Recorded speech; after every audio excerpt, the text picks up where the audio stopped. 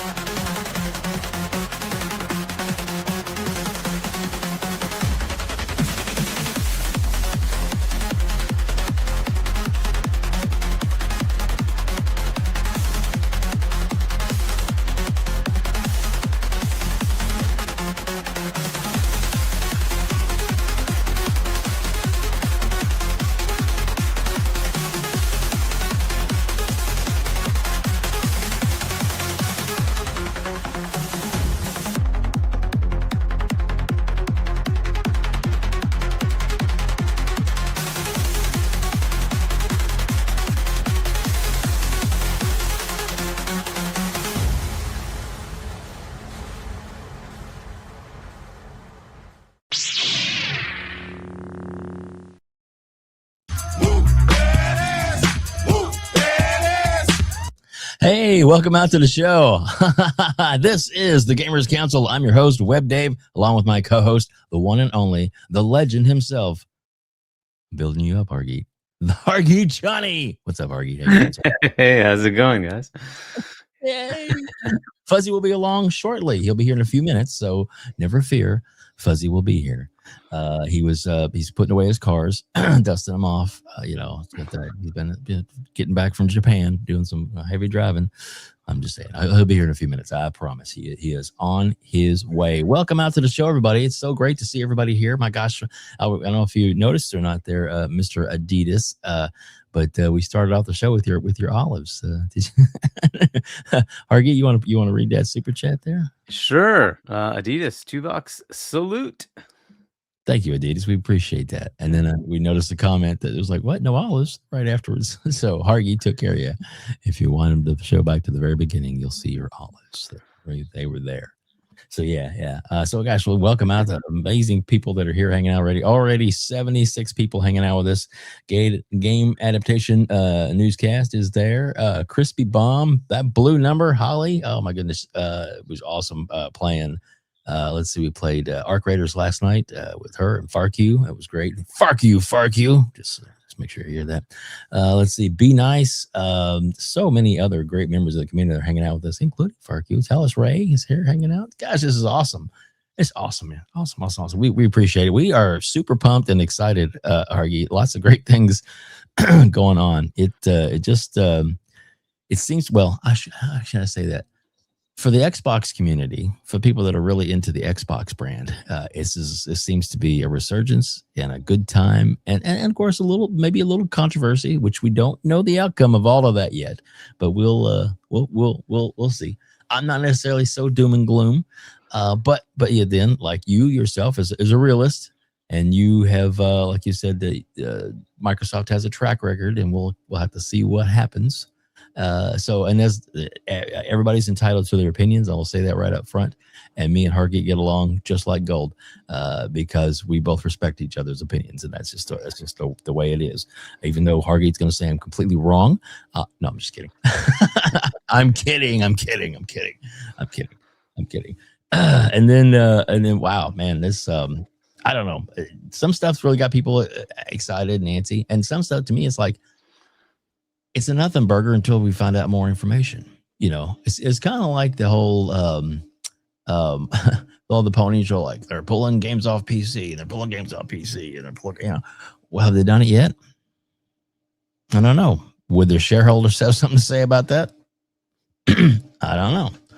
We'll see, because Sony made several $billion because of PC last year. I think, or since they've been doing it. So I probably would want to go where the money is, considering they need it more than anybody else.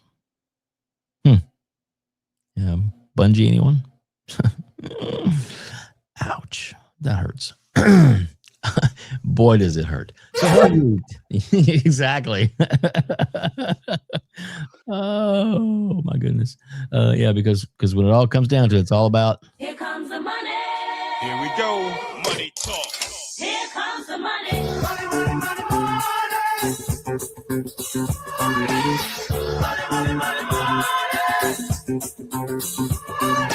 Hello. I like money. Money, money, money, money, money, money. Shut up and take my money. yeah. So just so we understand each other, it's gonna take it takes money to make money, and these companies, no matter what, have got to make money. It's corporate greed. It's not. It's about the players and blah. Yes, they definitely want to. They definitely want to make people happy and make their community happy. And I think that Microsoft is on the right trail, maybe putting their priorities in straight. But they're, but the bottom line, they still got to do things that make them money. Because if they don't make money, they don't make games. If they don't make games, they don't make Game Pass. They don't make Game Pass. What else? What's the reason? Just saying. Because that's, for a long time, we've all been, hey man, Game Pass is great. Dave is going on a tangent, just rolling with the girls. So Hargeet, sir, how have you been, and what have you been up to? Yeah, I've been okay. And I've been finished up in the desert and started to go Batman. Oh, there's a mic issue. Go ahead and try that again. Hello again. Yeah, yeah, we hear you. Yeah, there's some fuzzy things. It was weird. It sounds good. Yeah.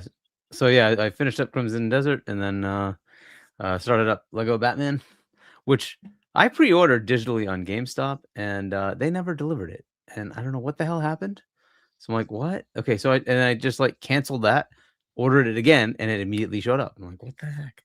So I should have been be able to play that. Like, I bought the deluxe, so I should have been able to play that early, and it never came out. So I finally gave up yesterday and said, all right, I'm gonna just switch. I don't know what the heck they did, but whatever. That's weird. So. Weird. That's weird. So, but you didn't do it through the Xbox store. You did it through GameStop, you said? Yeah, because I had a whole bunch of Switches that I had traded in. So I had store credit. And I'm like, sure. Why don't I use it? Like, I'll just use the store credit. And that allowed you to, they had the digital version. It's great. I'll buy the digital version from them. It's fair enough. Yeah. So you have a lot of store credit left from GameStop? Do you have a lot left? Yeah, I think still you should use that up pretty quick. Why? I'm just saying, you should probably, it's better to be clear of debt when it comes to game. Look, I worked for GameStop for 12 years. I worked for GameStop. Just saying. Do have friends that still work there. You never know. Yeah. I've been waiting for whatever's coming for Nintendo, because generally I get those physical. So I don't know. I've been waiting for that. You can use your store credit and buy gift cards. Yeah. That might end up being what I do, and then I'll just have it for Xbox. And I mean, it liquidates it from one thing to something more solvent that you can use anywhere, right? So, just looking out for you, bro. Fair enough. I'm not saying they're going down or going anywhere anytime soon, but if you keep waiting and waiting and waiting, there's always that chance that, oops. And I'm sure they're not going to be like in bankruptcy foreclosure going, we need to make sure we get Hargeet his money. Yeah, exactly. I'm just saying. Not that they're in bankruptcy. No. That's not what I'm saying at all. Hargeet, I'm rambling. I'm doing some crazy things. We do have a guest coming tonight. He'll be here in just a little bit. That is Fuzzy Belvedere. And yes, Fuzzy he'll be here in just a little bit. We're getting Why So Serious is asking where Fuzzy at? Well. Why so serious? He's on his way. He's on his way. Real life happens, and sometimes these things, it is what it is. But he will be here soon. He will be here. We have some amazing people in the community. Oh, look, he's in the chat. He needs the link. I guess if I had sent him the link, he said he was gonna be late. I didn't send him the link, so I get. You know what? I'm gonna do that. But I was on a rant. covering for Fuzzy, and he couldn't even come in the back door because I didn't give him a link because I'm a dork. But I'm sending it now. I already sent it to him. Thanks. Yes. Great. You see, folks. Wow. No, you don't get a do-over when you're live. Let's see. Yeah, I see that, FARK QUE. I see your comments. All right then. Oh goodness. Mm-hmm.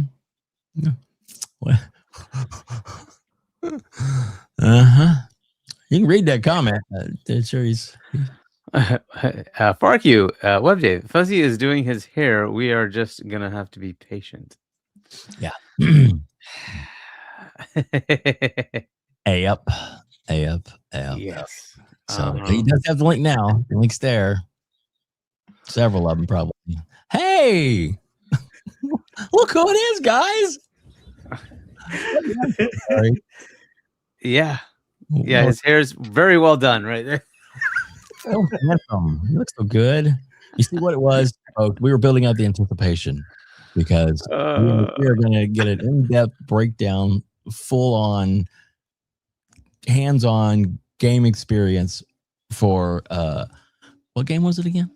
Just kidding. Forza. That's right. From Forza Belvedere. That's right. Right. Welcome, Fuzzy. You can unmute your mic there and tell everybody how you doing.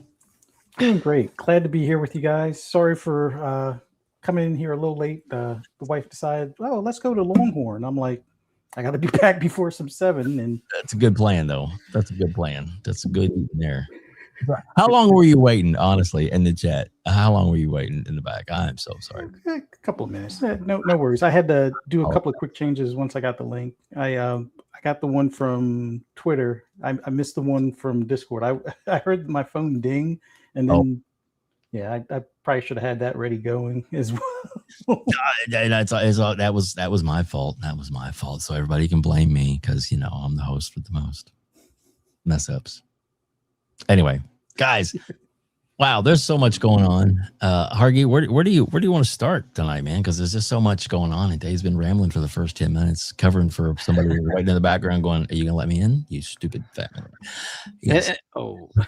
Yeah, I know. Way to go, Dave. Well, let's see. We can start. Why don't we just start with Forza? Let's just go into it. Let's get perfect. Yeah, Forza Belvedere. Let's just go into it. All right, so Fuzzy, what has your experience been like?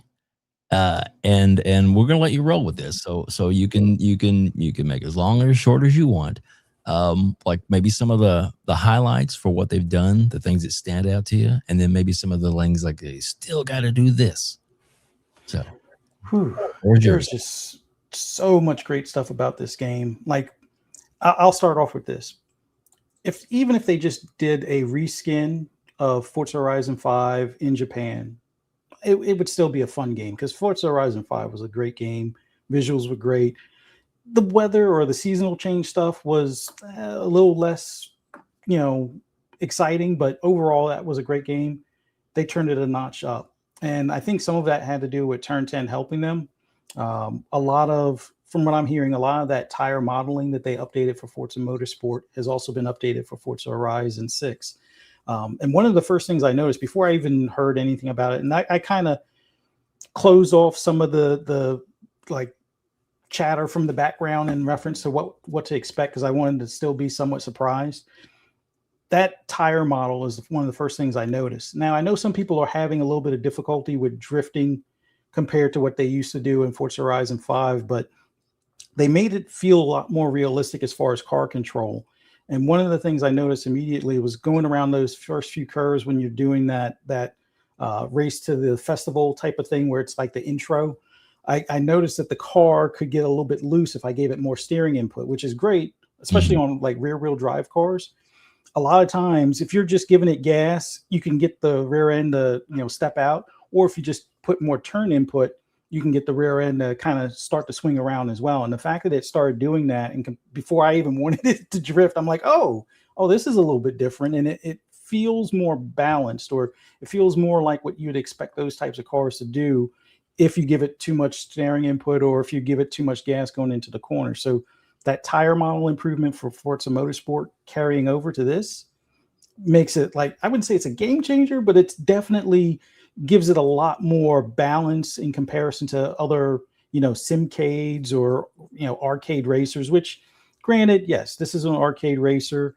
You can turn off all the bells and whistles as far as the traction control and the stability control. You can switch the steering from standard to the simulation steering and stuff if you really want to. And it will feel a lot more like a simulator. Now, a lot of people will probably give me guff for that, but the big difference is you're going to be on dirt roads and paved streets, which are different than like a paved track. A paved track is usually treated, or it's got rubber into the grooves that will add to the traction and stuff like that, or take away from the traction if there's rain or if there's too much heat, where the stuff starts to get a little sticky in some areas and slick in others.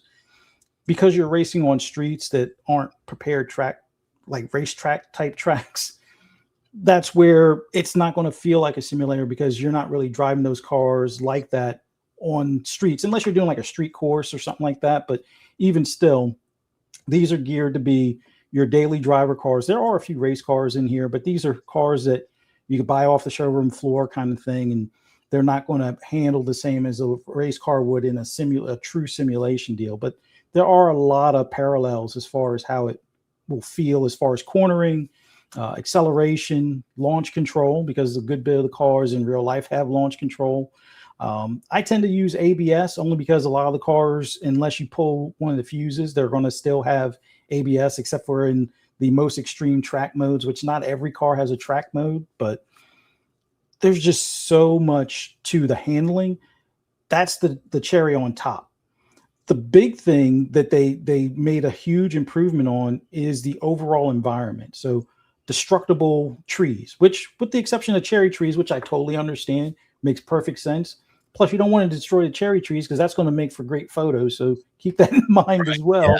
Yeah. But the fact that now you don't have to worry about dipping and dodging through some of the forest area as much as you used to, which might even make the eliminator round or their, I guess you could say, battle royale for cars a little easier. So you will have to race people more or do head-to-head challenges. Can't really hide like you used to, which I used to use that as like the first half of the thing, hide for a little bit and then start challenging people after you've gotten a few levels up. So if you're a level 4 or 5 car, yeah, then go after people because they're probably still rocking a 1 or 2.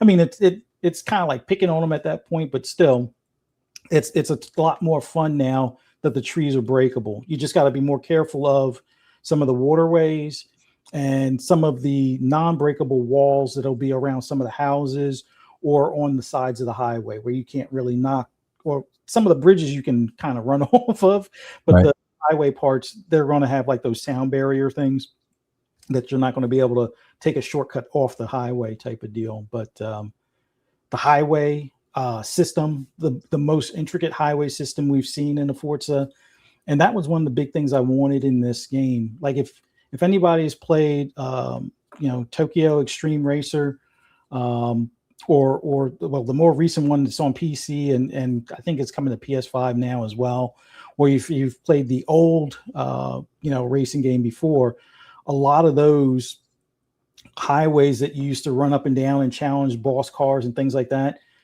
they definitely mimicked a lot of the highway, the way you would see it in that game or how you would see it in real life. Now, it's not a true one-to-one, but a lot of areas, especially like the circular like ramp or highway ramp, where it almost feels like you could do donuts or drift the entire way around.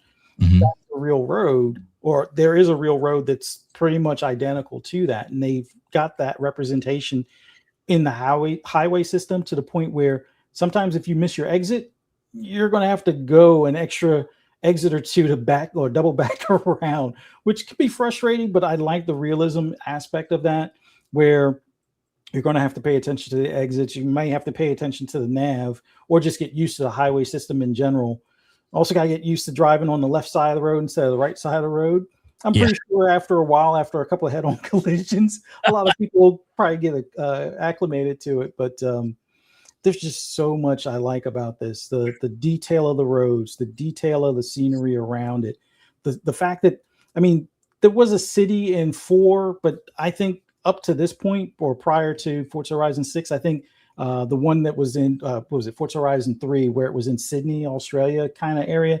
I think that city was probably the best city that we've seen, although they didn't have as many side roads or back alleys and side streets and things, but there was a decent amount of taller buildings and things throughout there. Now it's awesome. It's awesome cutting through some of the areas. It's awesome cutting through the park, or just, you know, drifting around in trying to avoid the traffic while drifting around them and stuff along those lines. And the fact that some of those intersections are like 5-way intersections, which I've seen some AI head-on crashes without me even doing anything. But I like that there's a decent amount of traffic. Although one thing I will say, I hope they add an option to up the traffic if somebody wanted to do like the no hesi type of dipping and dodging in and out of traffic, where you may have seen those knuckleheads on the highway where you're leaving a gap between the car in front of you and stuff like that, and traffic's kind of moving but it's not flying, and the guy's like, cutting from lane to lane. Yeah.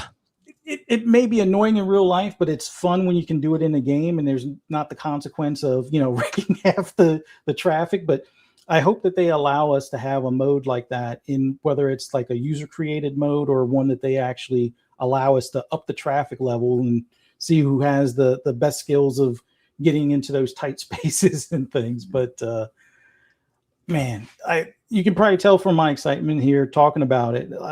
I haven't gotten into doing the big property where you can build your own track and design your own layout.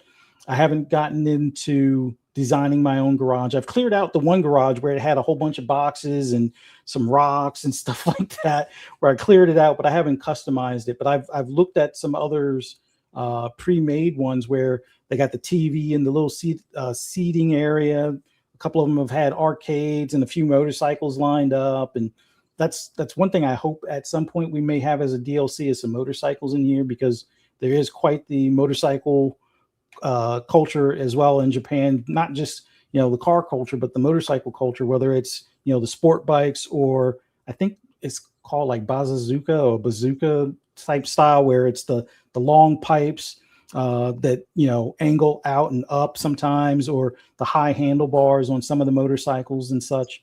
I'd like to see them add that touch to it as a DLC. Hopefully we'll see. But right, man. Speaking of DLC real quickly, because there's Lego Technics cars that say Forza Horizon 6, I would not be surprised. Now, granted, no inside info, but right, I wouldn't be surprised if Lego is going to be one of the DLCs.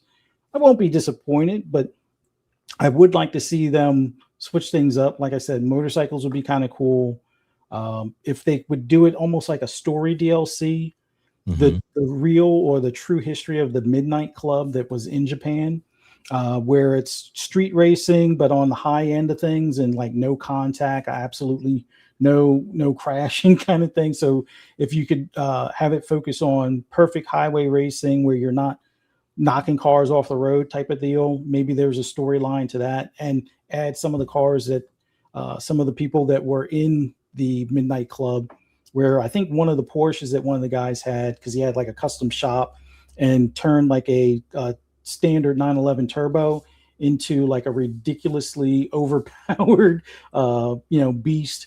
I think some people nicknamed the official made one the Canary, but I think he had basically like a super Canary at that point, where the car was doing anywhere from 40 to 50 miles above its normal speed limit, or the top speed that it could do, as well as the handling was definitely improved and whatnot on that car. But I would love to see them do things along those lines. But if I was to nitpick at one of my only complaints of this game so far, and it's not a real complaint, but I'll say it anyway, and people will probably boo me for it.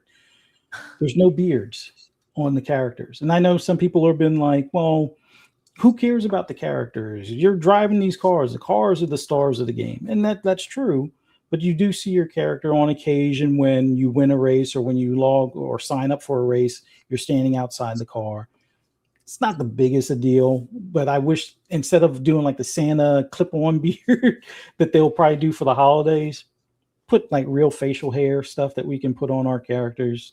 That's all I ask. But it's not like that makes it a 7 out of 10 because no, we're talking about that makes it instead of a 10 out of 10, it's a 9.9999. Like it might as well just still be a 10 at that point as far as I'm concerned. But man. The cars, the sounds. I love the fact that we can paint the windows. I know that sounds silly to some people, but the little stickers that you can put in windows, whether it's like bullseyes from the people that you've beaten as far as head-to-head races, or if you wanted to put like a windshield banner that says like Ford Racing on your Mustang, or you wanted to put the googly eyes from like Cars movie on the windshield. I mean, I've seen a lot of different things as far as what people have tried. The fact that you can change the opacity on it and stuff like that is pretty cool. But any questions that you guys had for me, particularly, because I'll probably ramble here for another hour talking about the game. But any questions that you had as far as what this game was going to be, or things that stand out to you that you guys enjoy? And in the chat too, if anybody has a question, you can definitely give it to Fuzzy. Hargeet.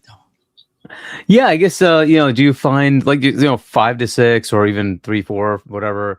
Are there new things that stood out that were really cool, like touches that were new modes, new capabilities, new play styles, or things specific to Japan that just were kind of cool to see?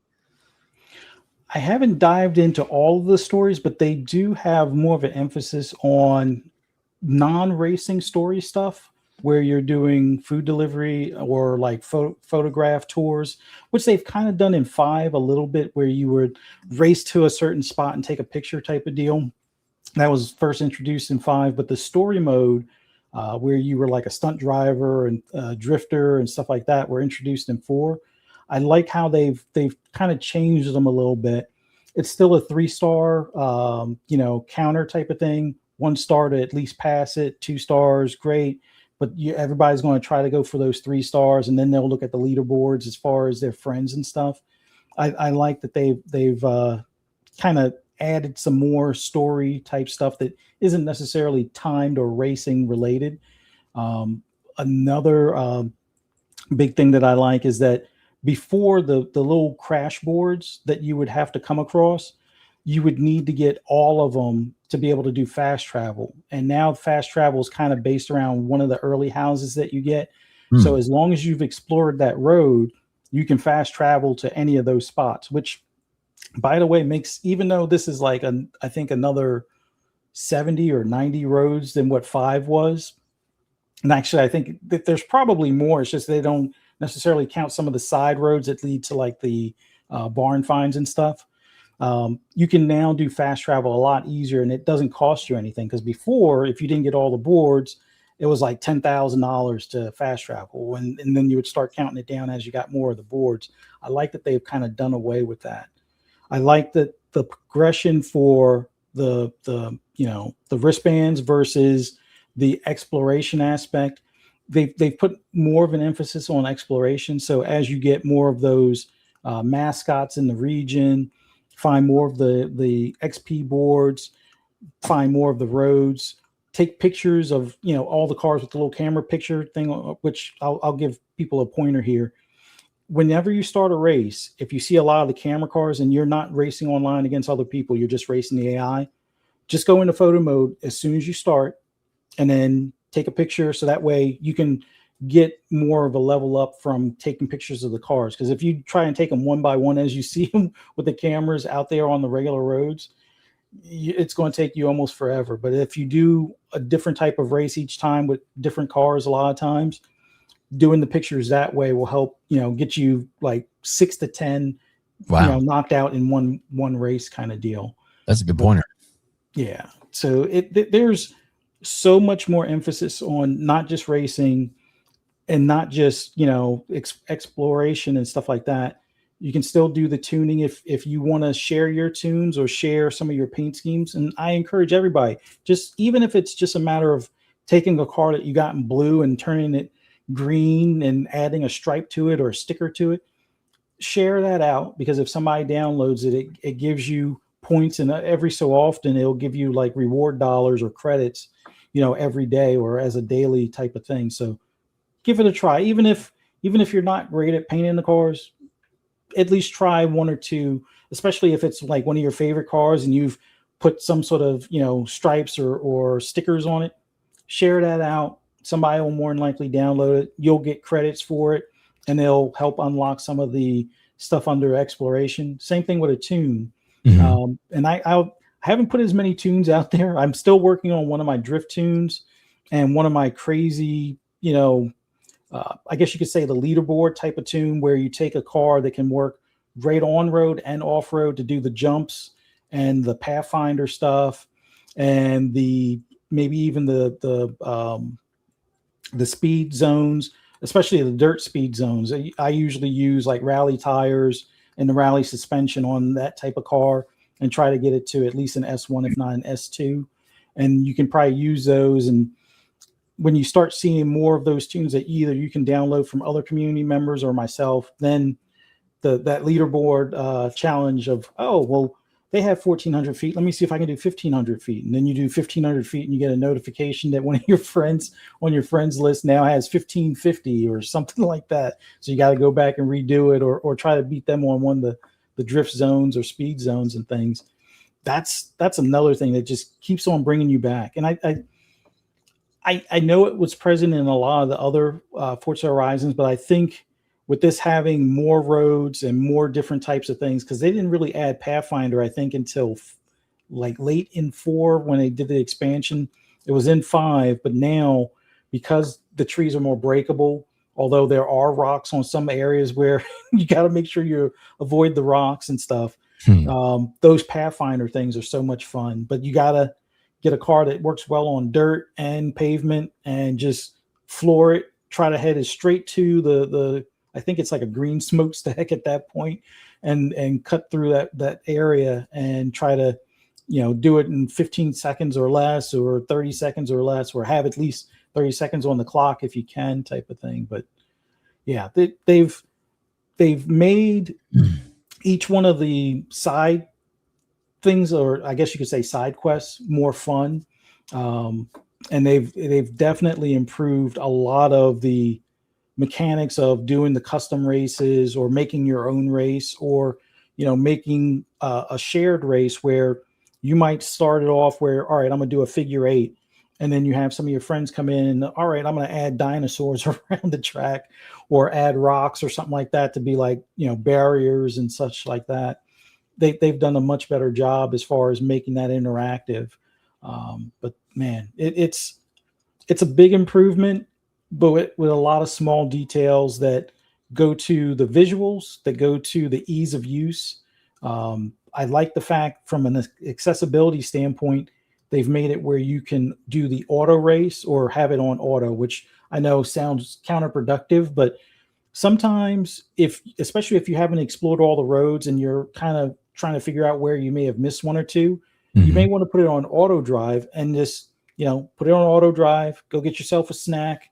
At that point, by the time when it gets to the checkpoint, you may have discovered some more road signs. Now, you may not have hit those road signs, but at least you'll see them on your map. I mean, unless you did like the treasure map thing, but if you haven't done the treasure map, letting it do auto drive, you'll see more of the mascots pop up on those roads. You may have cleared a few roads that you haven't, explored before, and you might even find or get more details on like some of the treasure cars or barn finds, which barn finds, they did a good job on those. I like the treasure finds, but I also like the for sale cars that you find on the road, where it's like it might be a little bit better tuned car than what you have, a similar class or similar type of car, but maybe it's a couple of levels higher than the one you're driving. So it's always cool. Like, oh, I'm driving, an Acura Integra. Oh, well, there's an NSX over there for sale, and it's like 40% off. And it makes it easier, so your credits go a little bit further. So instead of spending 190 or whatever it would be in the auto show, you're now getting the car for 110 or something along those lines. So yeah, That's cool. Yeah, all of that stuff is awesome. But Dude, that's some great tips too. I appreciate that. The insight is, like I said, I knew having you on would be awesome because you really get into it, and that's cool. Well, you did mention the thing about the possible Lego tie-in. Didn't they just recently say that their online, the actual what's it, Take-Two or K2 whatever Lego game? Aren't they discontinuing the servers on those soon? I think so. I think I heard something along the lines where it's got maybe a month or so before they kind of close down that server, which kind of sucks from a licensing standpoint. But then again, I think when Forza in the past, as far as for Horizon, when it came to their licensing stuff, they'll delist it, but it's still playable online, or at least from what I've seen, Forza Horizon 1 through 6 are still playable online. You just have to make sure you own the copy of anything that's before 5. But you wouldn't be able to buy or access it if you didn't already purchase that DLC. So, well, I'm wondering if Take-Two, they're doing that because they have this tie-in with maybe coming up. I wouldn't be surprised. I mean, that would more than likely make the most sense because I think that Take-Two game is less than 3 years old.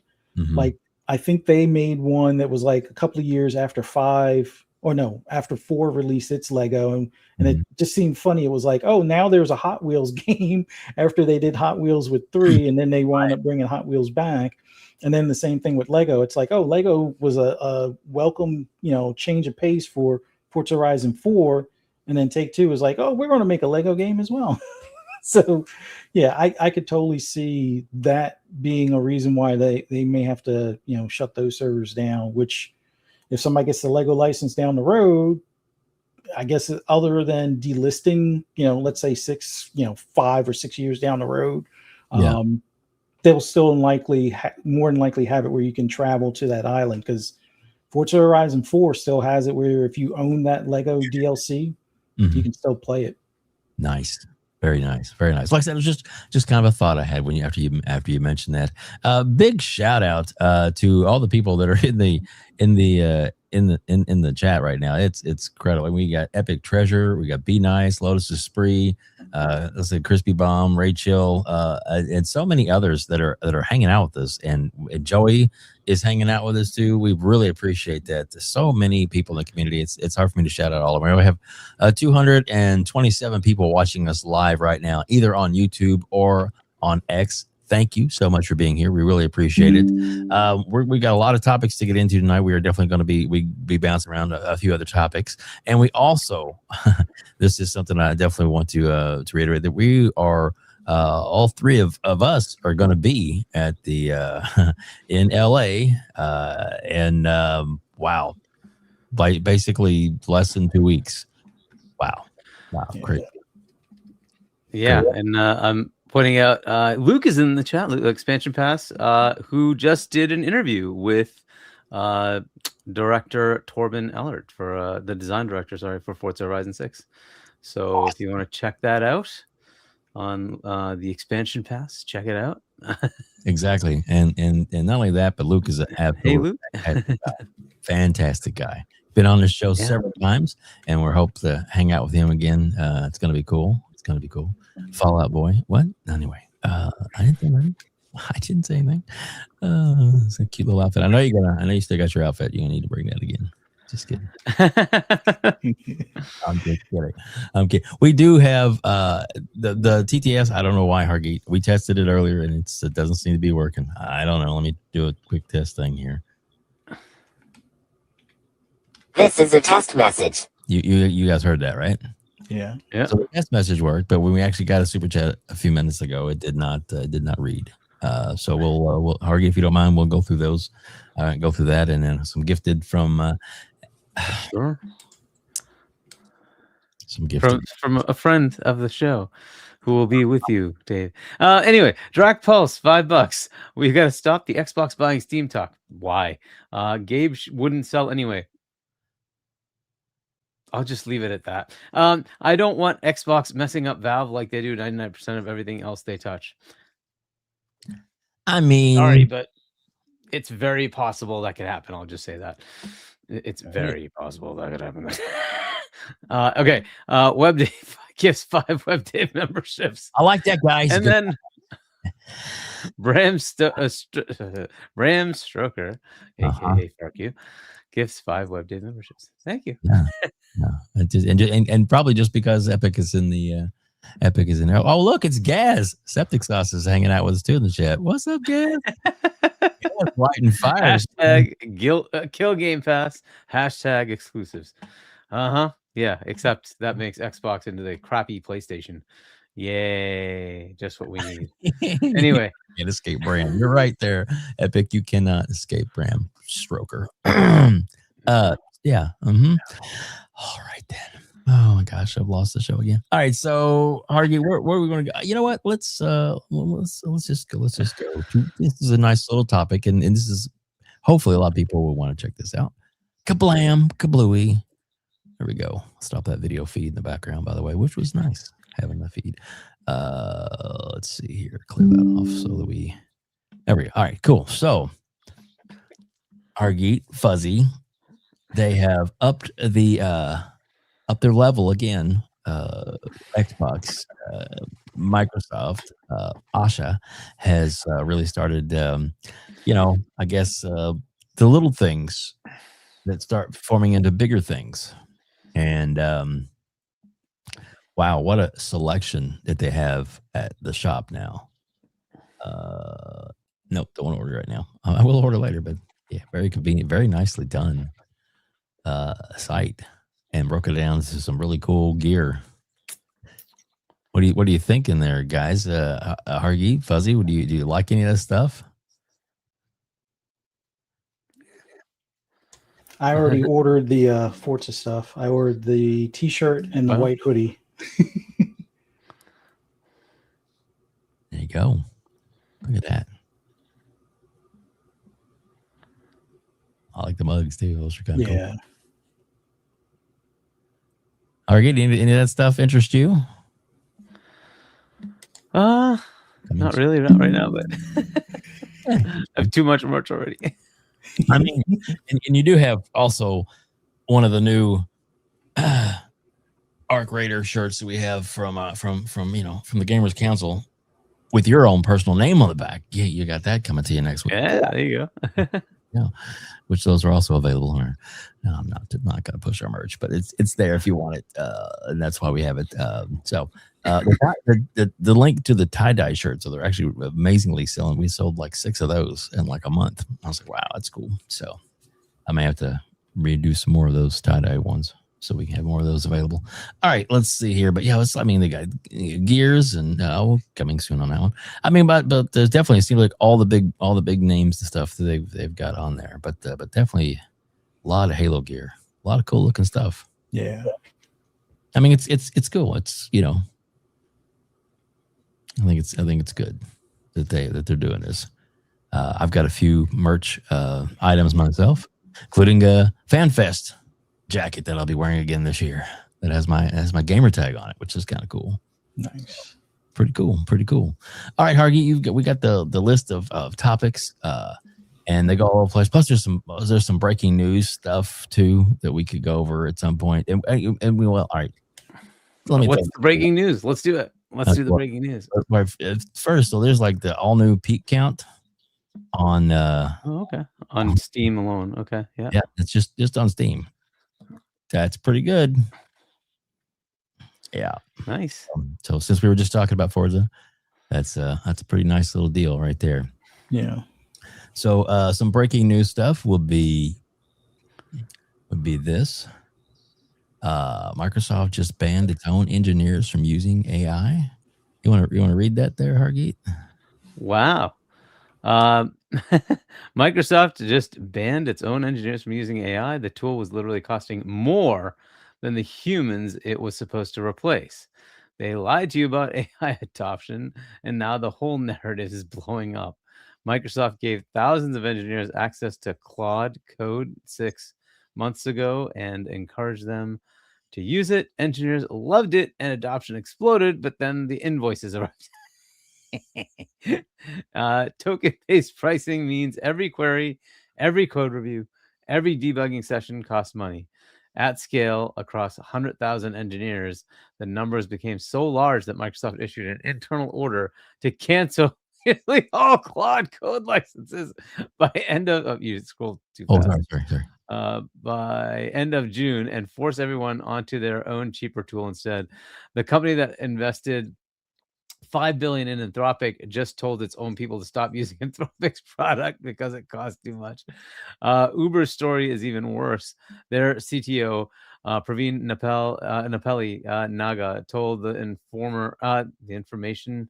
Okay, I don't know that one.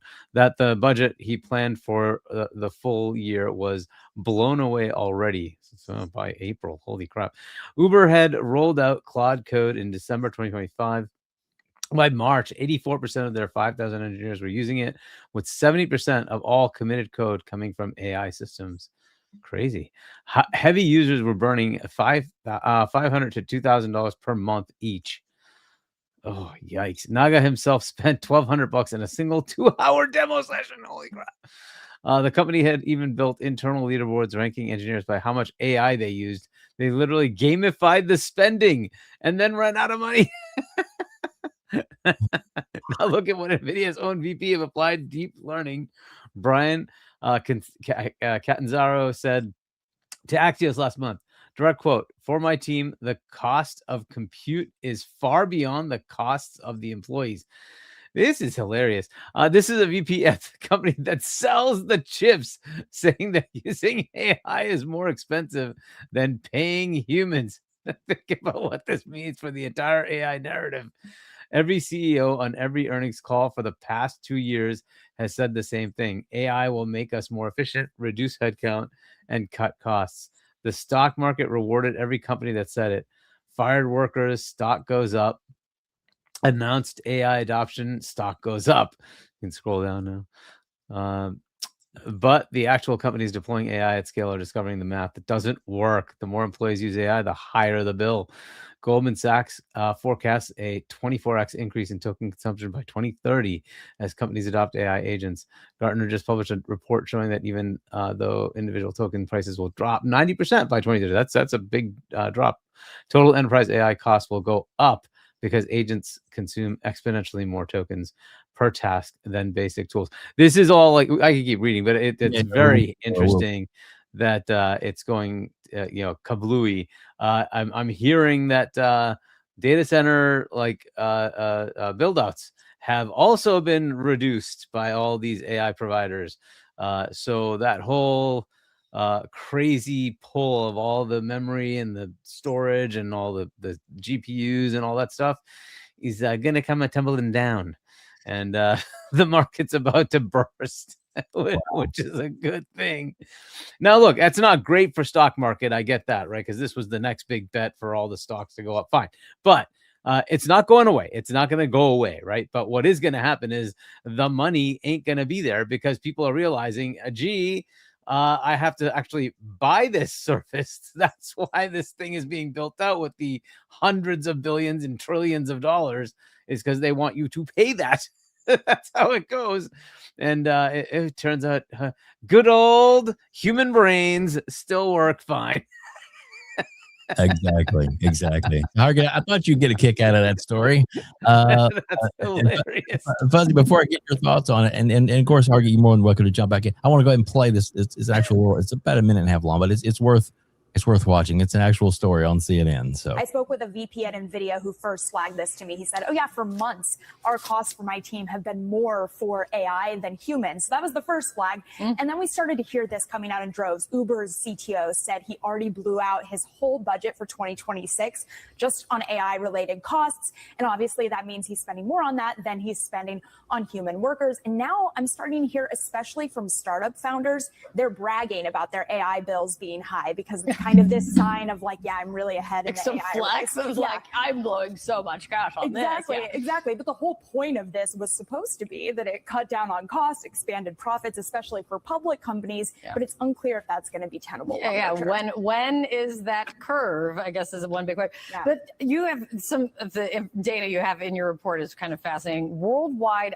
IT spending is expected to be up 13.5% this year compared to just last year, over $6 trillion. Where is all this money going to? Well, a lot of it is going towards token costs, which is basically like the currency of AI use. Okay. Also, of course, subscriptions. If you've got an enterprise contract with OpenAI, with Anthropic. So a lot of it is going towards these AI labs. The thing is, though, the queries that I'm putting into AI, those don't cost very much. It's for the people who are coding or using an autonomous agent overnight. But at some companies, especially the tech ones like Meta, they're encouraging that high token use because, again, they want to see and seem like they're really ahead in the AI race. Wow. Wow. Fuzzy, your thoughts on this? It's kind of funny. There was a time where, and I guess this was like after I retired from the particular company I used to work for, they were looking to change the website again. We used to do PHP and MySQL. It was easy enough for a lot of the team that weren't, coders like myself, or I wasn't a coder. I learned PHP and MySQL hands-on through MySpace and other stuff type of thing. But we had switched from that, I think, to, I want to say the next one was Cobalt. Well, not Cobalt. It was something along those lines where it was something better for a blog than it was for a e-commerce site. And then they wanted to switch to something else that was a little bit more reactive as far as for the way the website was, because mobile was now becoming the new thing. Well, after I left, they were trying to do, look to these, I guess you could say not chat companies, but like these AI companies that would be able to build something for them or have something that they could work with. And I remember one of the guys that was still there saying it's like, I have to go back and kind of clean up some of the code because it makes code that works, but it's like bloated. It winds up being like the long way of, writing this, and this. And it's like, a lot of times it'll either not leave room for us to have like the little notes and stuff. Cause a lot of times the coders would leave notes in certain tags where they would know, okay, this was here for the color change of the item shown or the CSS being used for this particular part or something along those lines. So the AI stuff was kind of, I wouldn't say hindering them, but it was slowing them down a bit. And I haven't checked back with them to see what things are like, because a lot of people have left because they kind of wanted to push a lot of the older crowd out, and the younger ones they can pay a lot less, I guess, in comparison. But yeah, I can only imagine the extra work for somebody having to clean up either some of the coding or like with those instances where they're constantly using those tokens, because that's the thing that I never understood. It's like, I'm paying you to build this thing or have access to this thing, but then you're giving me this currency that I'm going to have to constantly keep checking back or have to give up, and it runs out or I only get a certain amount a month. And it's like, if I run out of that, you're going to hit me over the head with fees. It almost feels like when before they did unlimited text and calls kind of thing on phones. Now that's kind of the plan that they're hitting these companies with, which is kind of hysterical or comical to me, as far as how they kind of nickel and dime a lot of these companies after spending millions or hundreds of millions, if not billions, on getting this stuff, in their staff's hands. And it's just going to wind up costing them more, or in some cases slowing them down, or, I wouldn't, not necessarily the hallucination stuff that some of the stuff does. The professional level stuff is a little bit better, but it just feels like this was, I wouldn't say a scam, but it feels like the before unlimited text and calling things hit cell phones. Now these businesses are going to find out what it's like to be possibly even some of their customers. So I guess it fits. There you go. Hargeet, your thoughts?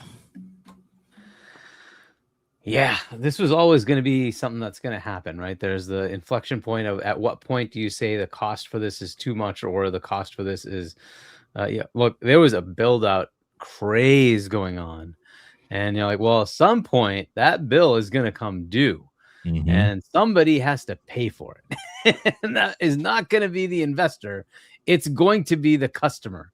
And so where is that money coming from?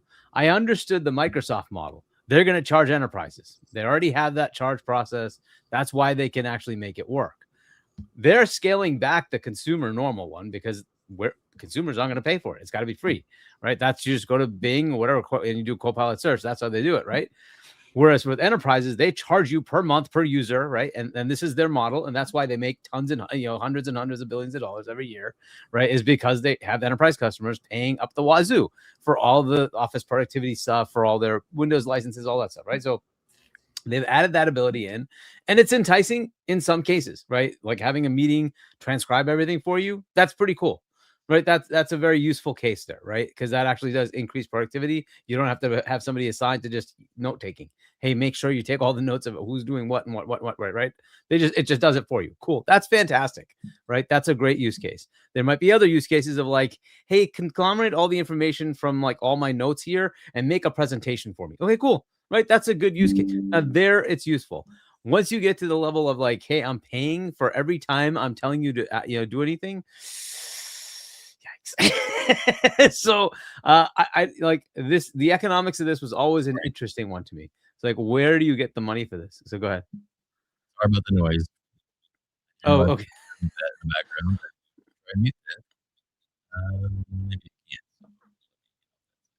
Your voice is trailing for me. Is that just me? That. It would be the website Yeah. that I'm on at the moment. Let's see. Nope, that's not going away. I'll have to get out of it. Now, can you hear me? There we go. Yes, way better. Yes, way better. The music was overriding. I went to I'm trying to prepare some of the screens up, and then when I did, it was like, hey, this actually has music to it, and it was overriding everything. Sorry. I won't. Yeah. We'll go to that when we talk about that topic. Sorry. Yeah. So, but yes. Well, yeah. Right. Yeah. But like the idea that they could just continuously keep growing. At some point, that was going to slow down.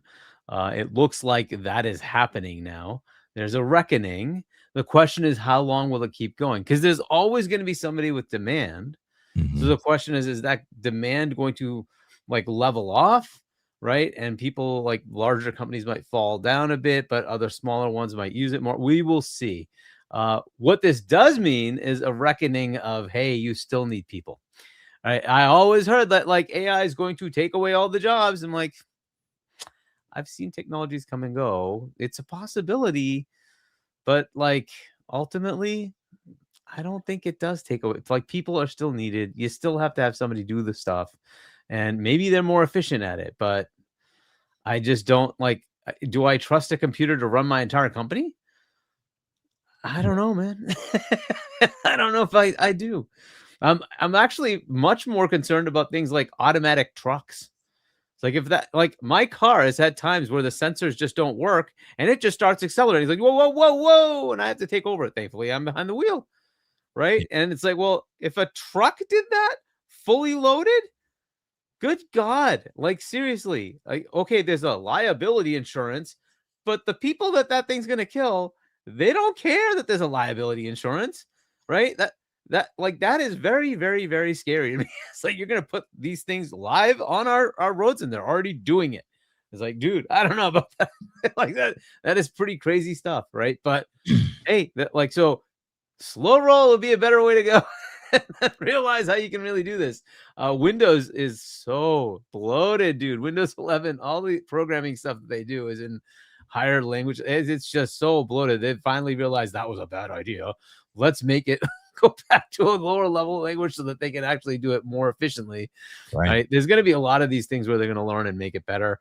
And I'm hoping that like these software companies will start realizing that there's still a lot of value, especially in high level talent that knows how to do the stuff really well, that you don't just like you're saying, Fuzzy, that they're like, let's get the younger dudes. Fine. It's great that like they probably are great at like spending more time, but there's something about the seasoned dude who knows how this shit works and how to make this thing work correctly, because they have done it over and over. So they have the knowledge. They know how to make it work. Okay, these are the pitfalls. Oh, we saw that error. Cool. This is what we need to do.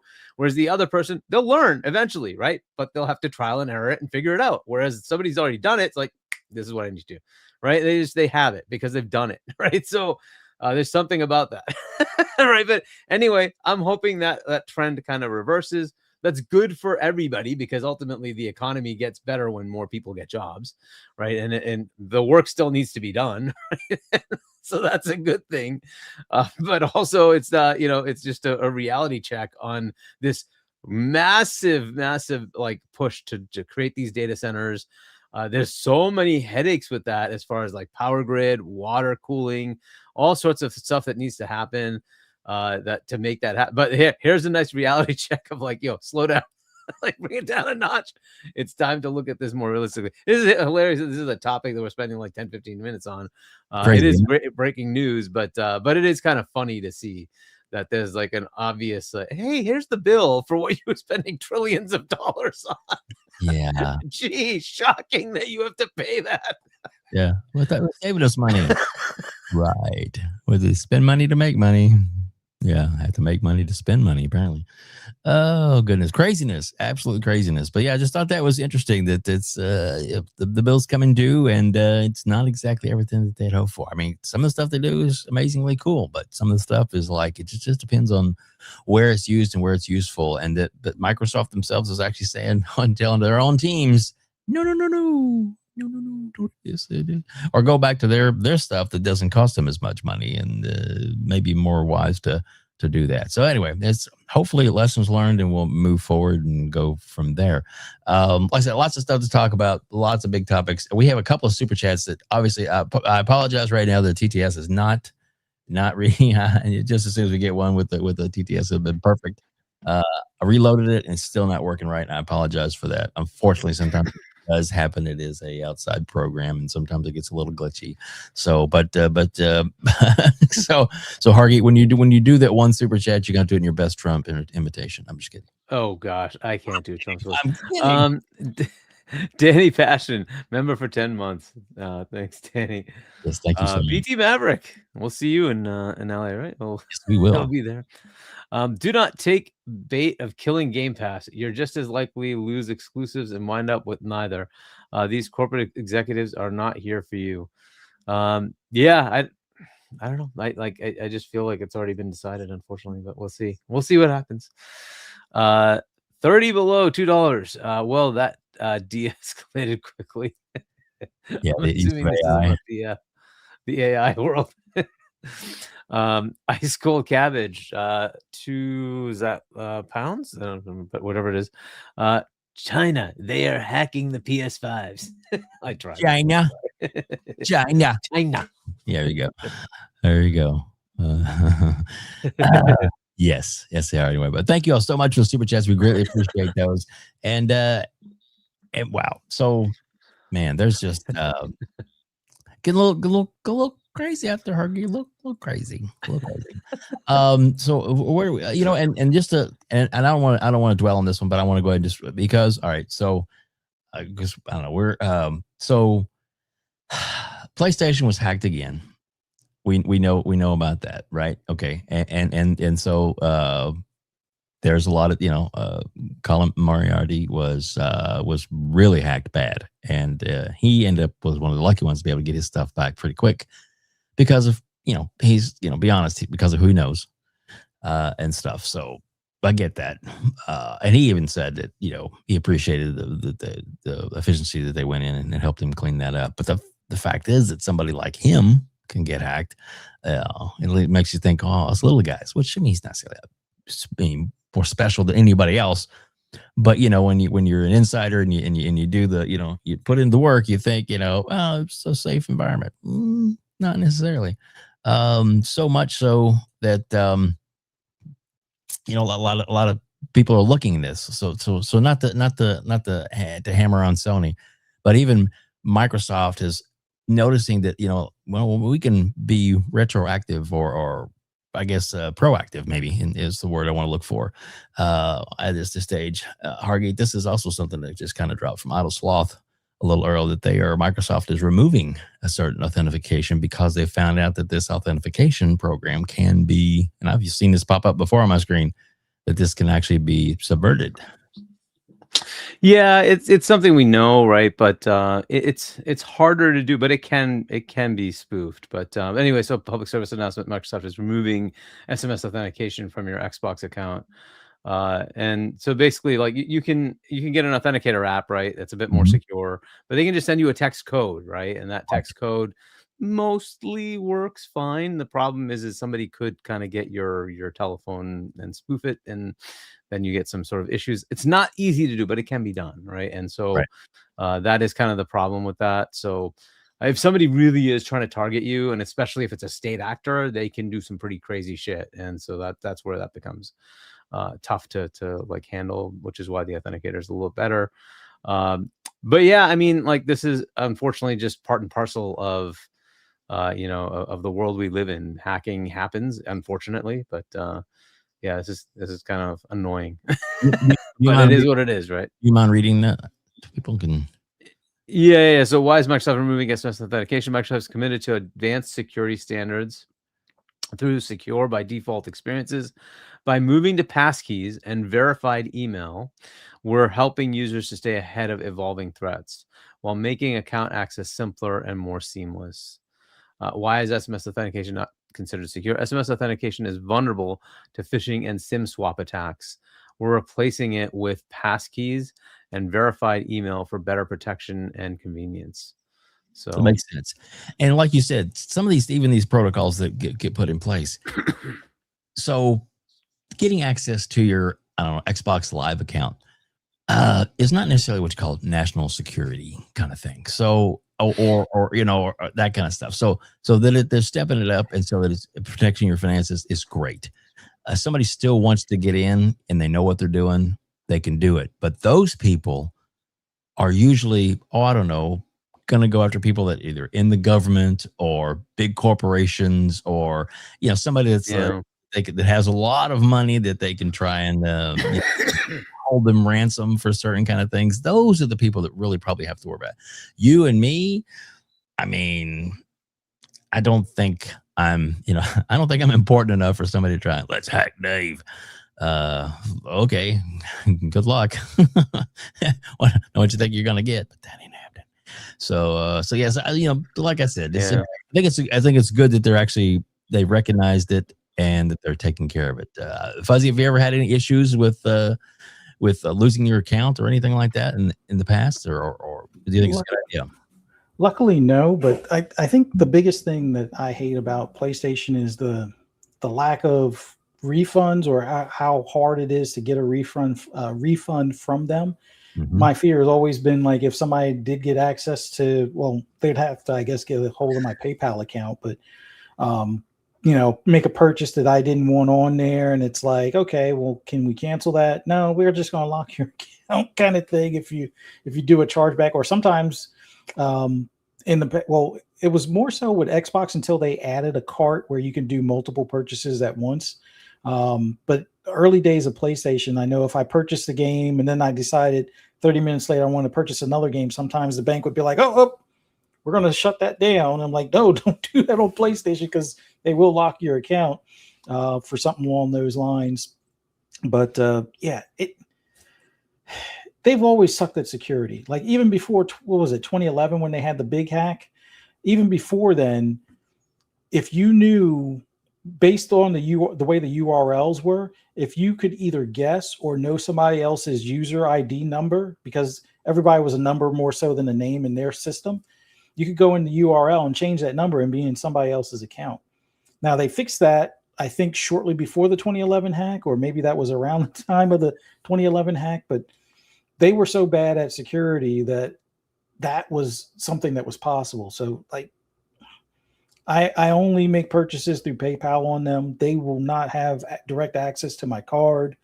I try not to make purchases over there if I can, just for the fact that, obviously, if you have a receipt number or invoice number or whatever, that's enough for them to, give somebody access to the account.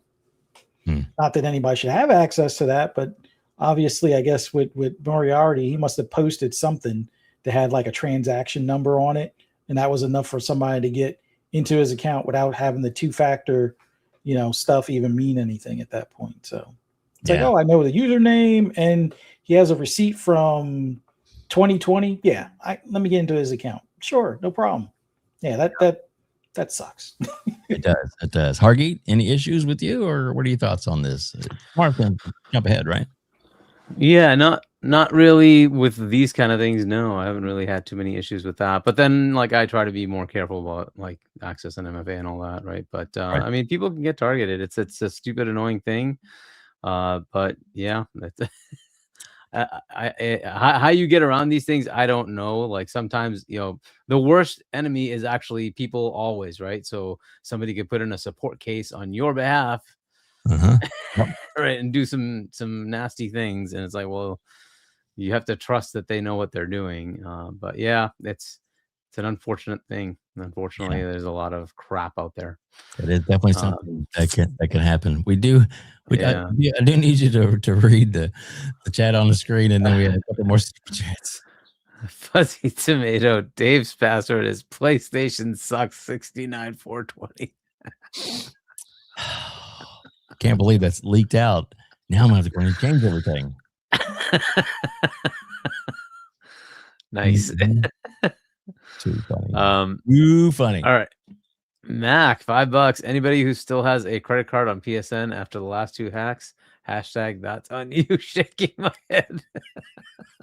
Amen. And a quick side note on that. So I had canceled a few years back because I used to get cards and stuff. We'll put cards in there, and it set up like for some reason maybe back that I did gifting or something like that. I had my PayPal account set up in there, but it wasn't set to do for any billing. It was only for like a purchase thing. And then I guess the annual thing came up, and they hit my PayPal with a full annual fee for their program. And I was like, what the?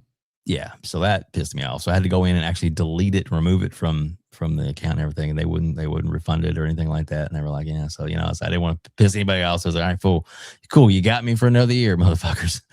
But after that, no more. And of course, now they keep sending me things, how would you like to renew your? It's like, no, not happening, as it were. Yeah. So that's, but so, and that's not scamming, but I'm just saying I didn't even think about them because it wasn't set up as quote unquote for the billing cycle for the subscription, but it was there and it was a payment method. And they were like, we'll just use that instead. Hello. No permission was given for that, but they didn't get fucked. They just wanted your money. So anyway, but yes, now that's been fixed on my part. So, but seriously, that's yeah, exactly. Lots of ways out there, but the chat is hopping. There's everybody getting into the topics and stuff, and we do have some more super chats. Hargeet, I will let you take care of those. Sorry. And unfortunately, was this the other one? Was this the other one? Okay, because the China one I got right, and then I did this one already. But then there's this one. Okay. Ice Cold Cabbage. They said it was easy to hack them. Everybody's doing it. They're eating the dogs and hacking the PS5s. It's so easy. now imagine that in the Trump voice. There you go. Yeah. Exactly. Unfortunately, the TTS is not working at the moment. I don't know. I even tested a few minutes ago, and it comes up with test message. So it works, but it's not working properly. I have no idea why. I reloaded everything, so I don't know. I'm going to restart my computer at some point, but I didn't do it for the show today, so I apologize for that. Damn it, Hargeet, fucking up again. I'm just kidding.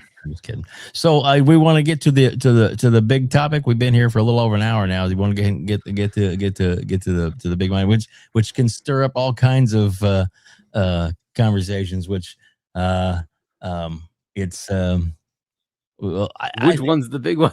Yeah. Well. I think it's the player voice and the things that it has brought to bear, as it were. Okay.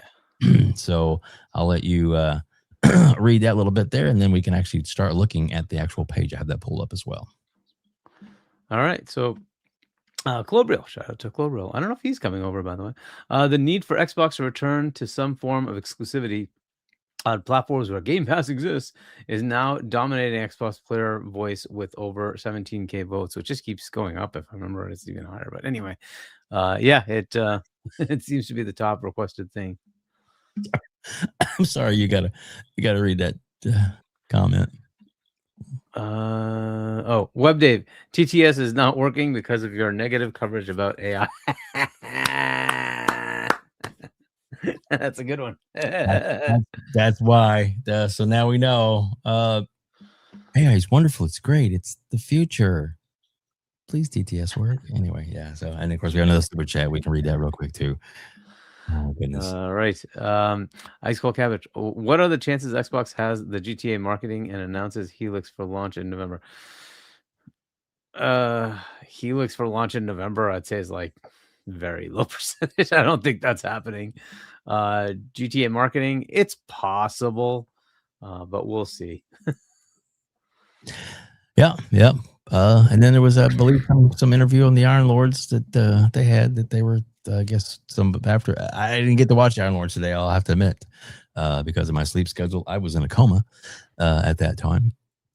And yeah, I woke up and I was like, oh damn, I missed the show. But yeah, so I, I've heard that maybe nobody has the rights. That's more likely. But if that's the case, maybe they can, then they'll be able to go to them and say, I guess just get their permission to, cool, well, we want to make these boxes that say that advertise your game. What can we do? What can we do? Because they make money off that too, to be able to put your game on our box as we sell them. So, and Microsoft, that would be probably a smart as hell thing to do. We shall see. Yeah. Anyway, so to the topic of players' voice. Do we want to go ahead and did we read this part here? I can't remember. And then if we we did. Okay, so let me actually pull up their voice. This is the most recent. I have not signed in myself. I have not done any of this as of yet. I will, but it's the biggest one. The biggest number is right at the top. Is I'll let you read some of those, and then we can. I don't know. We're not going to go read through the comments because there's a lot of comments. So we can get our thoughts on these, and we'll scroll down through some of maybe the top 10 of what's on there. But there's a bunch. Yeah, and I have my own in there. But anyways, Yes. Exclusives. Xbox was built off great game exclusives. You cannot sell any consoles without a reason to buy the console compared to your competition, or even sending your temple games over to your competitor. Bring them back, please. So, you guys' thoughts? Neither one of you want to go first. Fuzzy, you can jump in there. What are your thoughts on exclusives? And then we'll Hargie's thoughts, and we'll get my thoughts. In the chat, you're welcome to jump in all you want. We'll probably put some of those comments on the screen. I would really like to see them give it a try again. I think they're in a better position now than what they may have experienced during the Xbox One when the gaming media was against them. And even though they had exclusives at the launch, the whole fallout from TV in 2013 for their E3 stance kind of muddied the waters, and then the gaming media kind of ganged up on them, or at least certain individuals ganged up on them about Tomb Raider for being timed exclusive, as opposed to when Sony was doing timed exclusives for like Final Fantasy. Everybody was on board with that, but not for Tomb Raider. I think they should give it a try. Now, the types of titles, that might be where we kind of disagree, because right now, given how popular a particular game is, even though it's already destined to go over to PlayStation later this year, I would say that's probably one of your best titles not to put over there if you're trying to convince people to buy the hardware. But buying the hardware might be a harder sell. But all in all, I would say that would be one to kind of test it with, or postpone the porting of Forza Horizon 6 a little bit longer than just the end of this year. Maybe do the same 5-year window.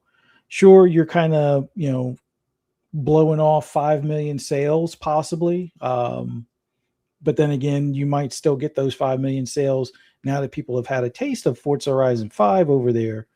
They might be willing to come over. But I did add a note to that, exclusives post.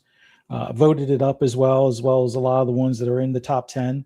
The big thing that I would like to see them do, just short of them restructuring it, so now certain studios, obviously Halo Studios and the Coalition can stay as Xbox Studios, but I would say any studio that's an Xbox studio, just make it a full-on exclusive. That way you eliminate all the questions. Well, when is it coming over? It's only coming to Xbox and PC. You got a PC and you got the Xbox app, or you get it on Steam, you're good. Otherwise, you're getting the Xbox console, a Series X or a Series S, or you can have your Xbox One and get Game Pass Ultimate and stream the cloud version or something, or get a Fire Stick and stream it. Now, when it comes to Bethesda, all of their studios, you get a 12 to 24 month window. I think that kind of makes sense, although it is difficult considering how something like Wolfenstein was originally multi-plat, something like Elder Scrolls was originally multi-plat, although I think Oblivion was kind of like a timed exclusive on Xbox originally. I was a PlayStation guy back then, so I don't fully remember, but I would say that 12 to 24 month window, one, answers all of the the Ryan McCaffertys that are going to ask every 2 months, hey, when is it coming over to PlayStation kind of deal. Well, it's either coming at 12 months or it's coming at 24 months. By that point, the definitive edition will be on Xbox and in the Xbox ecosystem. When it comes to PlayStation, it'll be after all the DLCs or updates and all that have been done, and now it'll be ported. And then when it comes to anything that's Activision Blizzard, those can be day and date on all platforms. Make those multi-plat, with exception of something that's a new IP. If it's a new IP, it gets that same 12 to 24 month window it's exclusive on Xbox. So something from Elsewhere Studio, that would be at least a 12 month, if not a 24 month exclusive on Xbox. It'll eventually come over to PlayStation, but something like Call of Duty goes over the PlayStation. Something like Diablo 5, obviously that's coming to PlayStation day and date. But if they make StarCraft Ghost, where it's a third person shooter or something along those lines, well, Xbox gets that for at least 12, if not 24 months as an exclusive on that console. Mm-hmm. So I think that's one way they could go. I mean, there's tons of other different ideas that people have come up with. I like that. Some of them affecting Game Pass. I still say day and date Game Pass is still a doable thing for Game Pass Ultimate, especially in looking back at something that was a little bit of a pain point, but I still went along with it. When you do the upgrade for something like Forza Horizon 6, it was $60 this time and not $30 like it was last time. Right. I think they're making enough money that they can afford to continue doing these day and dates at that point. And then we're doing the day and dates all this time. I think you can have a mix of exclusives, especially if it's just the Xbox studios, and then they have their leeway to make the money on the other studios or other divisions. And then you got, premium upgrades at the price that they were for like Forza Horizon 6. Yeah, I think that path gives them a lot of leg room to work with. But yeah, I think exclusives is that, I don't want to say imaginary reason, because it's a true reason for some. It may not be a reason for everyone, but there are some that look at the box and say, hey, why am I buying this if I can get this over here? So if I already have this other system, well, I don't need to get that other system, because eventually the game's going to come over. I mean, PC players have been willing to wait on certain games, but there's a lot of games that go to PC that never come to console, and Helix will kind of fix that for Xbox. But yeah, I think having some form of exclusivity, it would work. I think they should give it a try this time. There you go. I have to agree. I agree with you, Fuzzy. I think part-time exclusives or exclusives for certain areas or different levels of exclusivity, I think is merited. That's just me. But I'm not going to be mad or get crazy or pissed off at everybody else that doesn't feel the same way I do. That's the part that's getting a little crazy out there that I think everybody needs to take a step back and a deep breath and just relax it. Your opinion and your point isn't the be all end all, and just because you want something so bad doesn't mean that what you want's not going to happen, but what you want may not happen, and those are things you're just going to have to live with. And if you don't want to live with it, then unsubscribe and do whatever. It's your choice, and that's why we have choices, and that's why we're in America. Anyway, so I'm sorry. The one thing before Hargie goes, I just want to say that the level, I guess, of exclusives. I understand that there's different thoughts behind that, and I just hope that people understand that. When because a lot of like for example, Stiggs and Serial, love his content. He's a funny guy. He's a PC guy through and through, hardcore PC. He doesn't get, and he doesn't understand, which is fine for him. I mean, don't get me wrong. There's nothing against it. I love his show, but he doesn't think it, and nothing's an exclusive to him, because if it comes on PC, it's not an exclusive. Well, I get that, but to the ecosystem, which Xbox ecosystem includes PC, then it's the ecosystem where the exclusivity is not on other certain consoles like the PlayStation. But that's and then some people don't look at it that way. So, well, if it's not exclusive, if it's still on PC. But and that's just one of those things where it's like, that's your opinion. That's cool. Do we have true exclusives? I mean, no, they're on PC as well, because PC is part of the environment for Microsoft, and because if PC is Microsoft, let's be real. So anyway, so I get it. It's not everybody does, and that's cool too. Hargie, your thoughts on this? And if you want to, Hargie, you can start making polls too, because I know you like doing some polls, and we have the ability to do that. So you can definitely go ahead and knock yourself out, put some polls up, because I know good polls out there. Go ahead. All right, so but let's get these. So Dan Lazaro, $5. Fact is, I personally witnessed a pony buy an Xbox to play Forza. He hates Xbox. He drove 160 miles, I'm guessing that's what it is, to buy it, played it, and said Forza should be gaudy. Interesting. And then Mac, $5. The definition of insanity is doing the same thing over and over again and expecting a different result. Shaking my head. Yeah. Well. Yeah. I mean, I like. Everybody seems to think this is a silver bullet that's going to suddenly change everything. I don't know that it is. Correct. What the potential for exclusives changing Xbox One started with exclusives and had more games than PlayStation 4, but it didn't matter. PlayStation 4 still won, and the latter part of PlayStation 4 definitely had more games. It was great, but the exclusives thing didn't do anything for Xbox One.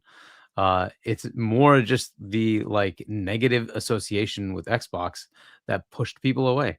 $500. It has a Connect that everybody has to you don't even have to plug it in, but whatever, it was there, and then people said, oh my god, it's gonna listen in on me, and they're gonna record me, and it's gonna be a privacy invasion issue. Okay, fine, fair enough. There were a lot of issues with that. So it just got this bad rep, and once it had that, it was very hard to kind of undo that. Until maybe the 1X, which at some point kind of maybe started turning things around, and the series consoles, they did start with a good thing, and then suddenly kind of totally flubbed it when Halo had to be moved and you had no games at launch, right? That was going to be the launch anchor, right? It was Halo, and unfortunately they screwed that up.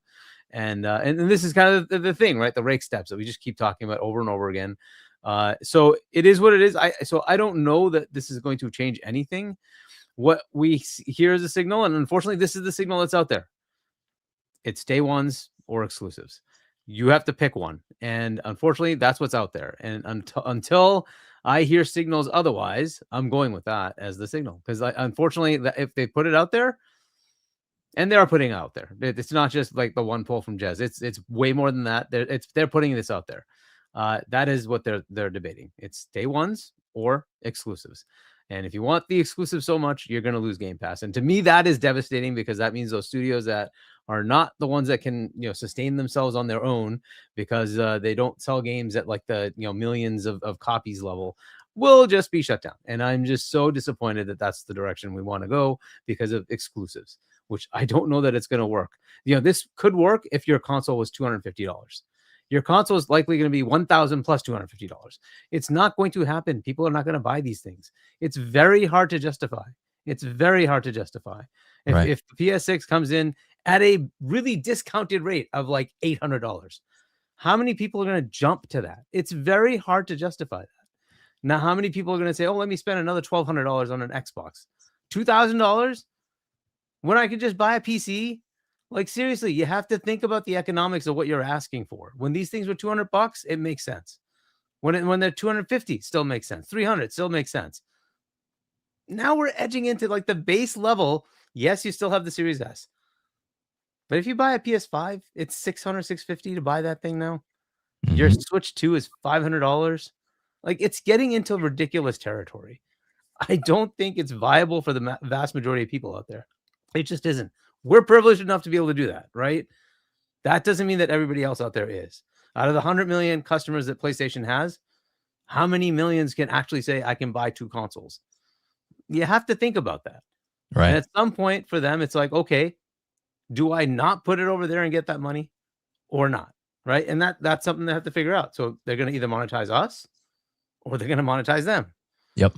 You can see the monetized process that's happening on PlayStation right now. They're trying to say, well, no, we're going to monetize our current players, increase the price of the console, increase the price of PS Plus. And very likely at some point, you're going to see that increase in price of the game itself. Yep. They're just going to keep doing it. And what are people going to do over there? They're just going to keep buying it, I guess. At some point, they're going to maybe break. I don't know. But that process doesn't seem to be working very well. They close more studios that put out games. I don't know that that's a great place to be. I don't see the value of that versus this side where I'm just getting game after game after game. But I guess people just don't want the games. They want exclusives. I don't know what the point of that is, but fine. I don't get it to me, but But that is what we're seeing. That's what we're hearing. That's the signal out there. It's going to be exclusives or day one. You have to pick one. And if that's the case, I mean, to me, it's just brain dead obvious. I want the Game Pass. I want my games. I don't care about exclusives. I don't care if somebody else can play them. I care that I can play them. That's it. I want to play them. I want the games to be made. Yep. Like, I keep hearing how we should shut down Compulsion because South of Midnight isn't great. It just won Game of the Year. Yeah. Why is it bad? But anyway, this is the world I'm in. It is what it is. I'm disappointed, but like, I'm pretty sure this is going to happen. And so we're going to lose that day one thing for a lot of the big games. Oh, they'll put the small games. Nobody's going to subscribe to Game Pass for small games. I'm sorry. It's anchored by the big games. If they're not there, people are going to downgrade to the lowest level so they can play online. And then that'll be the end of Game Pass as we know it. So it is what it is. So We'll see. We'll see where it goes. But I don't care. I don't care about exclusives. I was totally okay with it until they started putting that signal out. And I'm like, fine, I don't give a crap if they do exclusives. Fine. If they want to do it, fine. But if it means giving up Game Pass, and no, I don't want to do it. So that's kind of where I am. But whatever, I'm going to get overridden. That's just the way it is. This is coming back. They're going to do it. I don't know what the format's going to be. I don't know when they're going to do it. I wouldn't expect it this year, but it's going to happen at some point. It may happen this year. It's possible, but it's more likely to happen later. But we'll see. We'll see what happens. We have a showcase coming up. We'll see what they say in that showcase. Will games be, they're still saying Fable, I think, is coming out to PlayStation. Yep. I think they just put that out there. Yep. Right. So I think this is still locked the way it is. Next year will probably be the case when they start changing things, but we will see. Right. We will see. But yeah, that's kind of where I am on that, exclusive stuff. Yeah. Any more thoughts from you, Fuzzy, on that before I go? Well, one thought that I saw in the chat, not today, but on like another podcast, and I think the individual is still in the chat here too. I think Dark Zone had made mention like, hey, kind of like a compromise as far as when it comes to Game Pass versus the day and date and stuff like that. What would you guys say if Game Pass was 20 or less, and being a subscriber gets you, instead of them having day ones in the service, you're getting 50% off on that title. So, the $70 title normally that you could buy, or because you're a Game Pass subscriber, you pay $35. Would that be a compromise that people would be willing to make? Like me personally, I'm still for day ones over exclusives, but I think they can do both. And I get it. They're putting out that sign because that's the easy cut and dry thing that they can do. But I think there is a way that they could, especially with, like I said earlier, the expansion or the premium upgrades.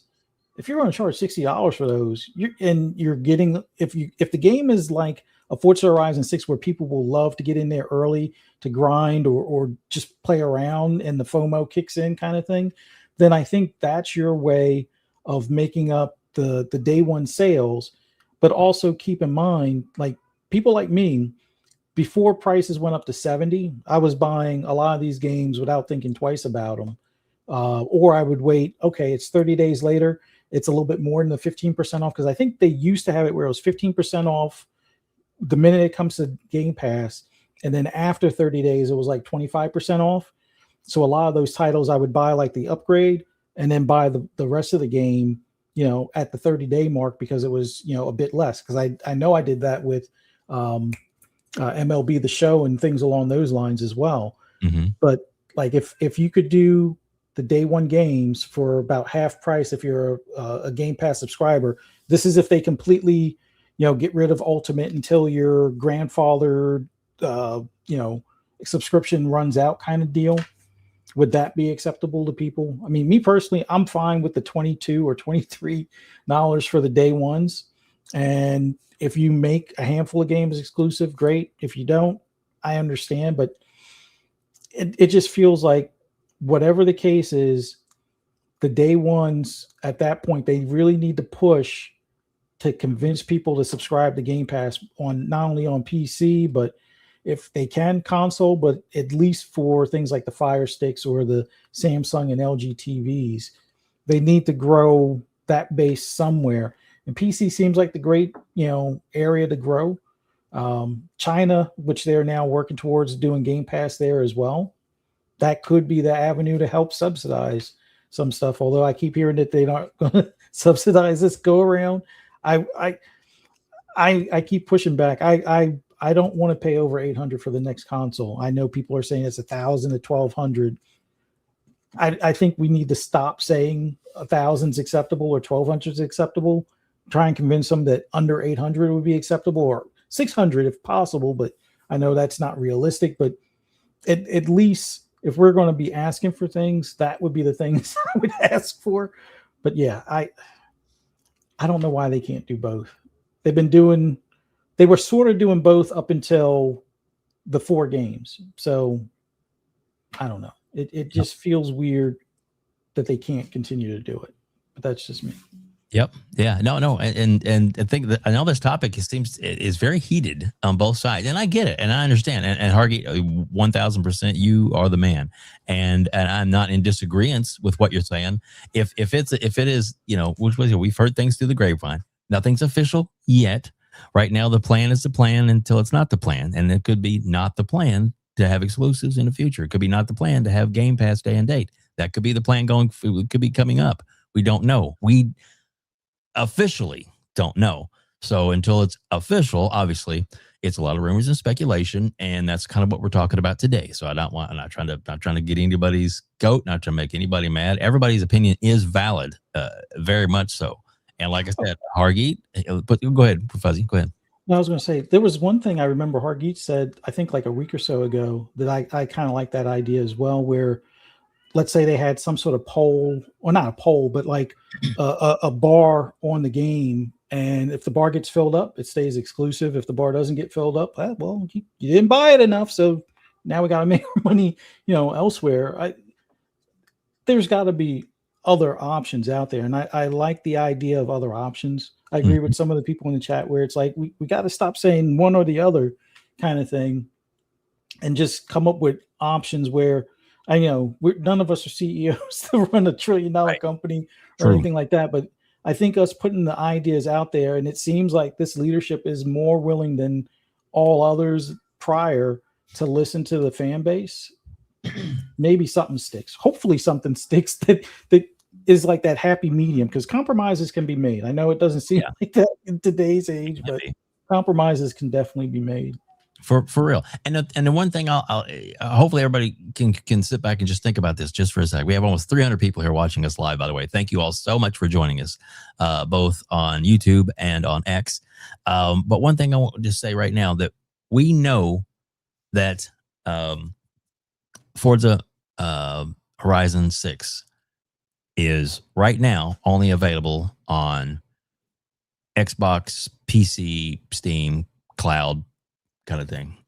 We know it's coming to the PlayStation eventually. They haven't had a release date, but they said it's coming. It's going to be a little later on because of the way they had to put focus on to get this other game out first for their locally owned or their local brand, as it were, and then work on getting other places. So we know it's going. So technically right now it's kind of a quote unquote timed exclusive.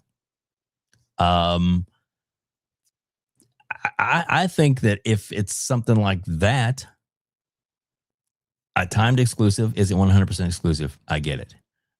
The reason a lot of which is really funny to hear, because there's a lot of quote unquote pony bots or ponies that are like, well, Microsoft can't go back now. The genie's out of the bottle. They can't not bring their games to us. We gotta have their games. And why are they saying that, Hargeet Fuzzy? It's because they have no fucking games themselves.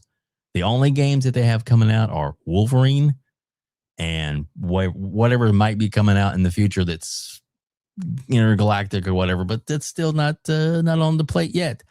And I'm sorry, I'm not going to buy a $900 PlayStation Pro to play a Wolverine game that's going to be mature rated, which is good. It's mature rated, but that's going to limit your audience right there to a degree. And also, it's not the biggest character that Marvel has. That's Spider-Man. So I don't know. I just don't see it being I mean, if you got a system and you want to play it, that's going to be great. Are you going to go out and, man, Wolverine's coming out to PlayStation, I got to make sure I get that system now because I don't want to miss it because it's an exclusive for now. I think eventually it's going to come to PC. That's just me. I don't know. I just think that it's like exclusives for thee, but not for me. It's basically it's either here or there. It's almost like a no-win argument, but yet it's not in if you take a step back, it's like right now everybody has some exclusives. We have some exclusives, whether they're timed or whatever. And a lot of people are saying, well, Gears of War E-Day is not officially announced for PlayStation. But you're right, it's not officially announced for PlayStation. But that doesn't mean that it won't be a timed exclusive. I guess the biggest knife in the back, twist in the side would be when they had a little game at the Keeley Awards a couple years back. Let's see, what was that, Hargeet? What was that game? You really liked it a lot. Oh, it was an Indiana Jones game, and they were talking about it. It was great. It was big, and then one more thing. It's coming to PlayStation. Da da da. Oh, and everybody was like, kind of let the air out of the bag. That's we're gonna, this is gonna be great. We get exclusive, and then Keeley just pulled that rug out from under the people that they were like, oh. And it affected a lot of people. It really did. A lot of people, and some people said it affected the sales. You said it was a fantastic game. I never actually completed it myself because there's a lot of games to play. But you, Hargeet, is that right? You really enjoyed playing that game? Yeah, I thought it was fantastic. Great game. And it sold like 500,000 copies or something on PlayStation, something like that. So it didn't exactly sell a lot, but maybe that helps though. It's like 25 million or so that they made in that. I don't know how that helps or hurts. Like that's up to them. Right, but bringing it over to PlayStation was an interesting choice. yeah. So I don't know. We definitely have some more super chats to get through. Plus, we have more for the player's voice thing that we're going to go through as well. All right, so Afro 2, I think that's pounds, are exclusives helping PlayStation right now? I don't know. I don't know that they are. I mean, they're already selling anyways, right? They've sold 90 something million consoles. They're already doing fine. I don't know what more they expect for the generation.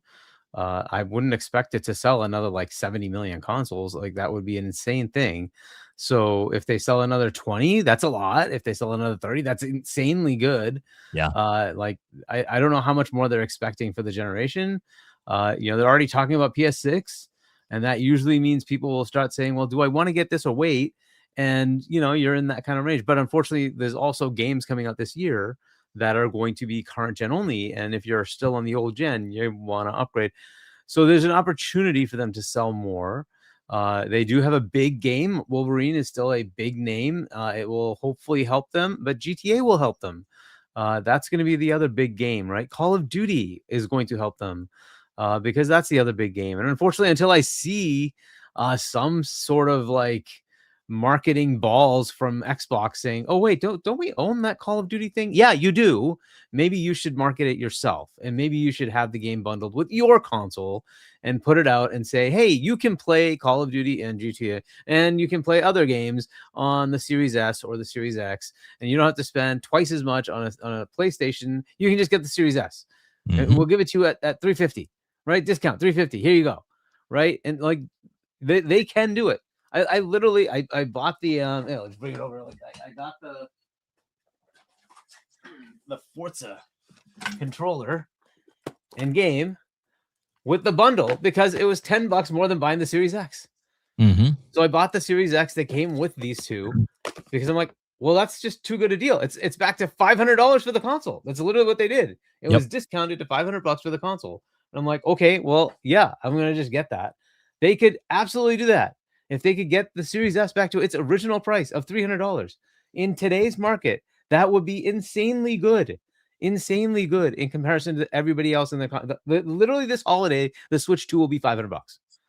The Switch 2, which is lower power than the freaking Series S, will be $200 more if you just decide to make it $300 again. Just bundle the game. Do the same thing you do with Forza. Bundle the game. Have a special controller. Let people buy that bundle. Just try. And I hope Asha does that because she seems to have that gusto. I hope they take that. But yeah, that's where we are. And so I don't know if exclusives matter. I don't know. What do you guys think? Does like Astrobot, did that like sell consoles? I mean, Astrobot was one game of the year and just sold just over 2 million copies, which if you're going by the numbers of supposed systems that they have, that's right at 2% or less of their total, of the people that have the ability to play that game, played that game. Because it's not on any other format it's exclusive to the console only. It's not on PC. It's just there. So, did that work for them? Even winning Game of the Year, the Super Mario Brothers ripoff game, because it is. But but it did work. I'm just saying, it worked. It's amazing how these levels look. Go ahead, Fuzzy. No, I definitely agree on the bundling aspect because and I've said this before. A lot of people still, even after you explain how good of a value Game Pass is when they bundle in like a 3-month card when you buy a new console, I still think there's a lot of people, especially those that are still on Xbox One and PS4, that are used to buying a console with the game included. Like PS4 was famous for doing Spider-Man with the console. That sold like hotcakes during the holidays because you're not only getting the console that you want so you can play with your friends, but you're getting the game that you want at the same time at a price that's cheaper than what they both would be separate. Doing your idea as far as bundling it, even if they don't have to do the special controller, just bundling the game with like a Series S or a Series X, especially something like Call of Duty, which I know there might be certain regulatory things in the EU that might be problematic. I don't think they're problematic, but maybe they are. But still, either do that or make it so any of your other first-party games, since it's your own cost, so you don't have to pay extra money to a third, party publisher or whatever. Bundle one of your games in with your hardware. You can absorb some of that margin room get them out the door for a lower price, or what almost like what the original price were for these devices. Not only will you win the holidays, but you'll probably grab a lot of those PS4 owners and a lot of the Xbox One owners, because they're kind of waiting. Unfortunately, they waited too long, but they're waiting for, maybe a holiday price so they can upgrade to the next gen to play that Call of Duty or to play that Grand Theft Auto or any other, current gen only console type game. So yeah, they got to do something. I agree. Yeah. And Argie, before we got a bunch of super chats and some gifted memberships, things to read as well, and some good comments coming up for sure. But I want to say this. So I lost my train of thought. I'll let you go ahead and read the super chats, and I'll get it back in a second. Sorry, I'll read something else. And I do that to myself. A random commentator, $5. Fighting the media and the grift casters will help Image. They're the real evil and the real fight. Years of fake news hurt Xbox and will be hard to fix. Yeah, it's pushing back, and they're doing it. They're doing it. They're actually doing it, which is fantastic. Yes. That's what needs to happen. Like when somebody says something crap, they used to just say silent, and like now they actually are calling them out. Like, nope, that's not true. Here's the actual facts, right? Like, good, do that. Yep. Nerds and Other Legends, $10. In my opinion, this isn't really about exclusives. It's about a competitive posture against PlayStation. Yeah, I think that is a more important thing. They can port to Nintendo, to Steam, but not PS. I don't know if that matters, but we'll see. The nostalgia of a 360 era confuses people. Yeah, when budgets were much smaller, when games could be made in a couple of years, we're not in that world anymore. Right. So, it's just unfortunate. We're just not in that world. After again, £2 will exclusive. It hits by the exclusive. Yeah, this is another one that I'm really like disappointed with. Like South of Midnight, for instance, would people actually go pick it up? I know they won't. You know why? Because PlayStation, they didn't pick it up. Right. And it's not in a service, right? They have to go actually buy it. They didn't pick it up. It's so a great that's game. What would happen. Great. And it is. It's literally the Canadian Game Awards. They won Game of the Year and many other categories, by the way. Like they won eight awards or something like that. So fantastic game. I liked it. I love that game. I thought it was great. I liked the quirkiness, the difference, and I liked the storyline, what they were doing. I thought it was cool. Music. It was creative to me, but a lot of people just passed over it. Thankfully, they have that umbrella of Game Pass, and so they can keep doing it. But unfortunately, I don't know if they do go exclusive and then drop that day and date. Will people actually buy the games? I don't know. They will, right? Because we just see the numbers on PlayStation, and like outside of Forza and like you could say maybe Sea of Thieves, like a little bit of Grounded. They didn't buy the games, right? It is what it is. And like a lot of games like Outer Worlds, Avowed, Indiana Jones, and you would think that's an IP people. No, it didn't matter. Yep. Random commentator, $2. Letting people say Xbox is dead for years was yes, literally that should not have been a thing. There should have been a lot more marketing push from Xbox to eliminate that, but Razer Ultron, $2. I mean, I'm guilty of it. I literally have with Xbox. Asha is here because the current strategy was not working. Correct. Right. Razer Ultron, member for 11 months. Thanks, Razer. And then a Big Mad Mo, member for 26 months. Can you answer this? Is Game Pass the greatest deal in gaming? For who? And how can you be the greatest deal in gaming if nobody knows about it? Salute. That is one of the biggest mysteries. Is how is it that like I still run into people who have no idea what Game Pass is? Yep. Like, how is that a thing? Why isn't it just on the rooftops everywhere? What the heck? Like, why do people not know what this is? Now, I like the fact that they're going in different directions to get it out there, right? If they partner with Netflix and they can get Netflix people to just see, and there's a nice little banner the next time you log into Netflix, hey, check out Game Pass. You can play Xbox games. And like, even if 2% of the people click on that thing, they have like hundreds of millions of subscribers. That is a huge boost. And I think that's the way they're going to have to go. Because I don't know what else. I don't know. They have to get this out there. But that is facts. People still don't know. And it's like, what the heck? How do people not know? Anyway. I want to see like a 90s era type commercial where somebody's trading in their PS4 over at like a GameStop, for example, and they get just enough to get another, like a PS5 and maybe a controller. And then the Xbox guy trades in his 360 and whatever, and he gets like the Series S with a Game Pass card of 3 months or whatever.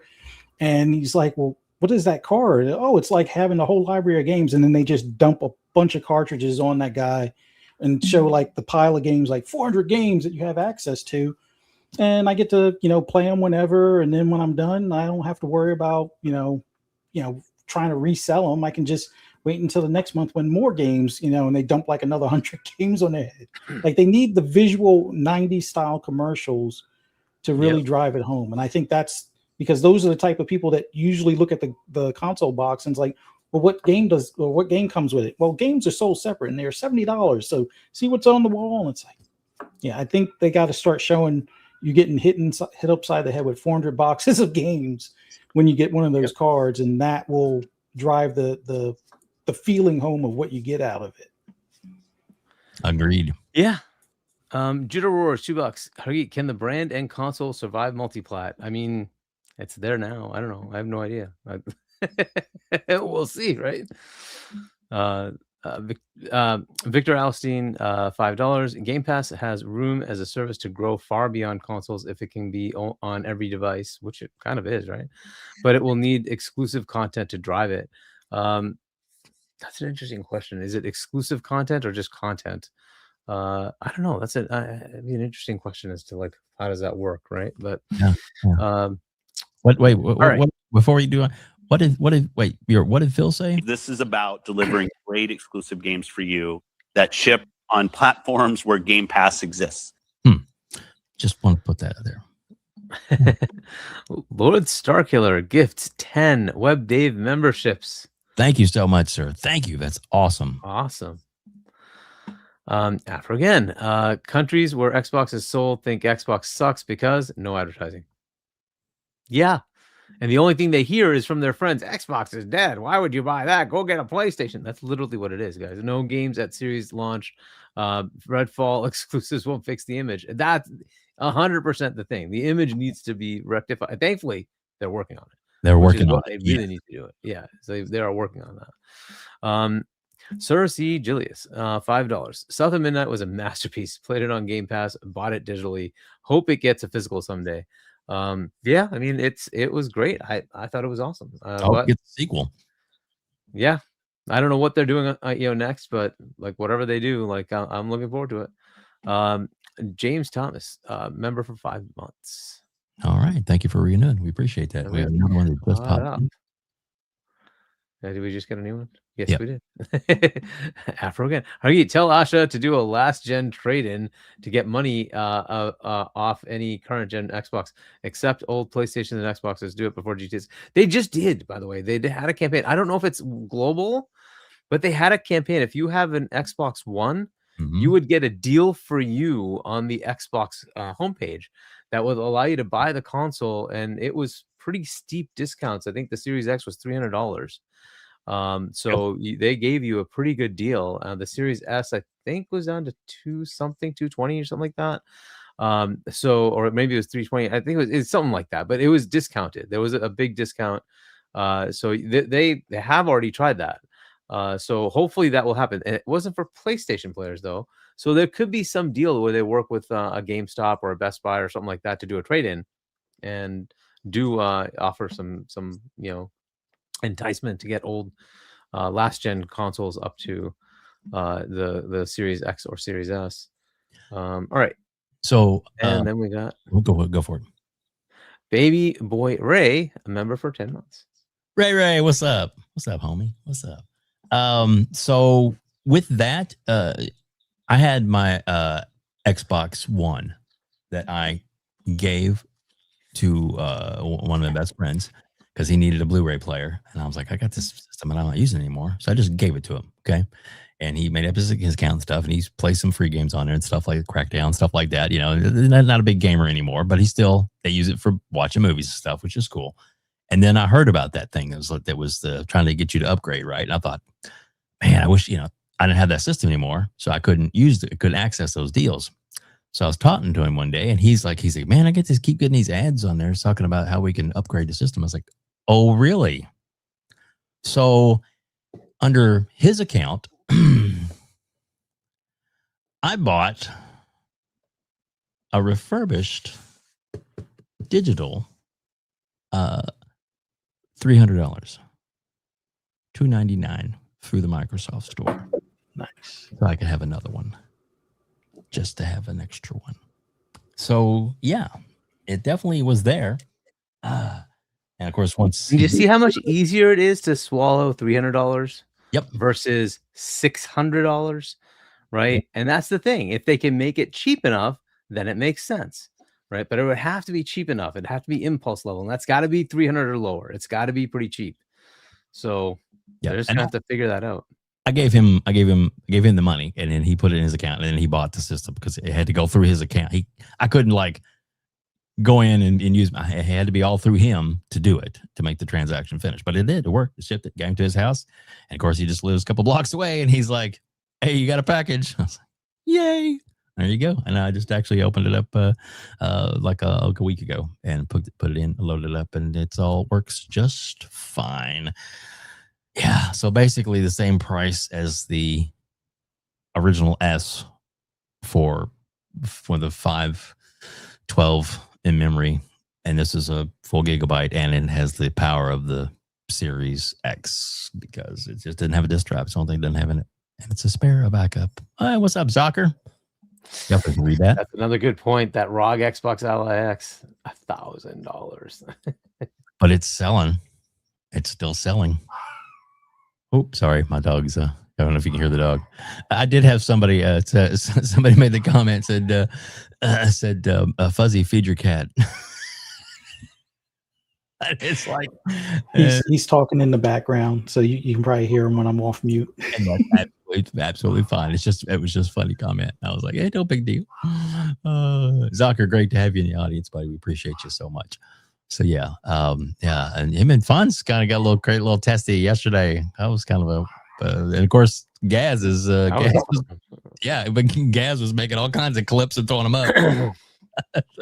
Good, right? Why not? Exactly. Throw your friends under the bus. That's the Fonz and Zocker show. It was great. It was. Gaz, like you said, he goes, I don't have to talk anymore. These guys will just go at it back and forth. Yeah, and good deal that he did. He just let them go. Like that's the best host will just like let them go. Like that was good because Gaz usually is very opinionated, right? He's no, you know what? Let them go. That was good. Good job, Gaz. It was.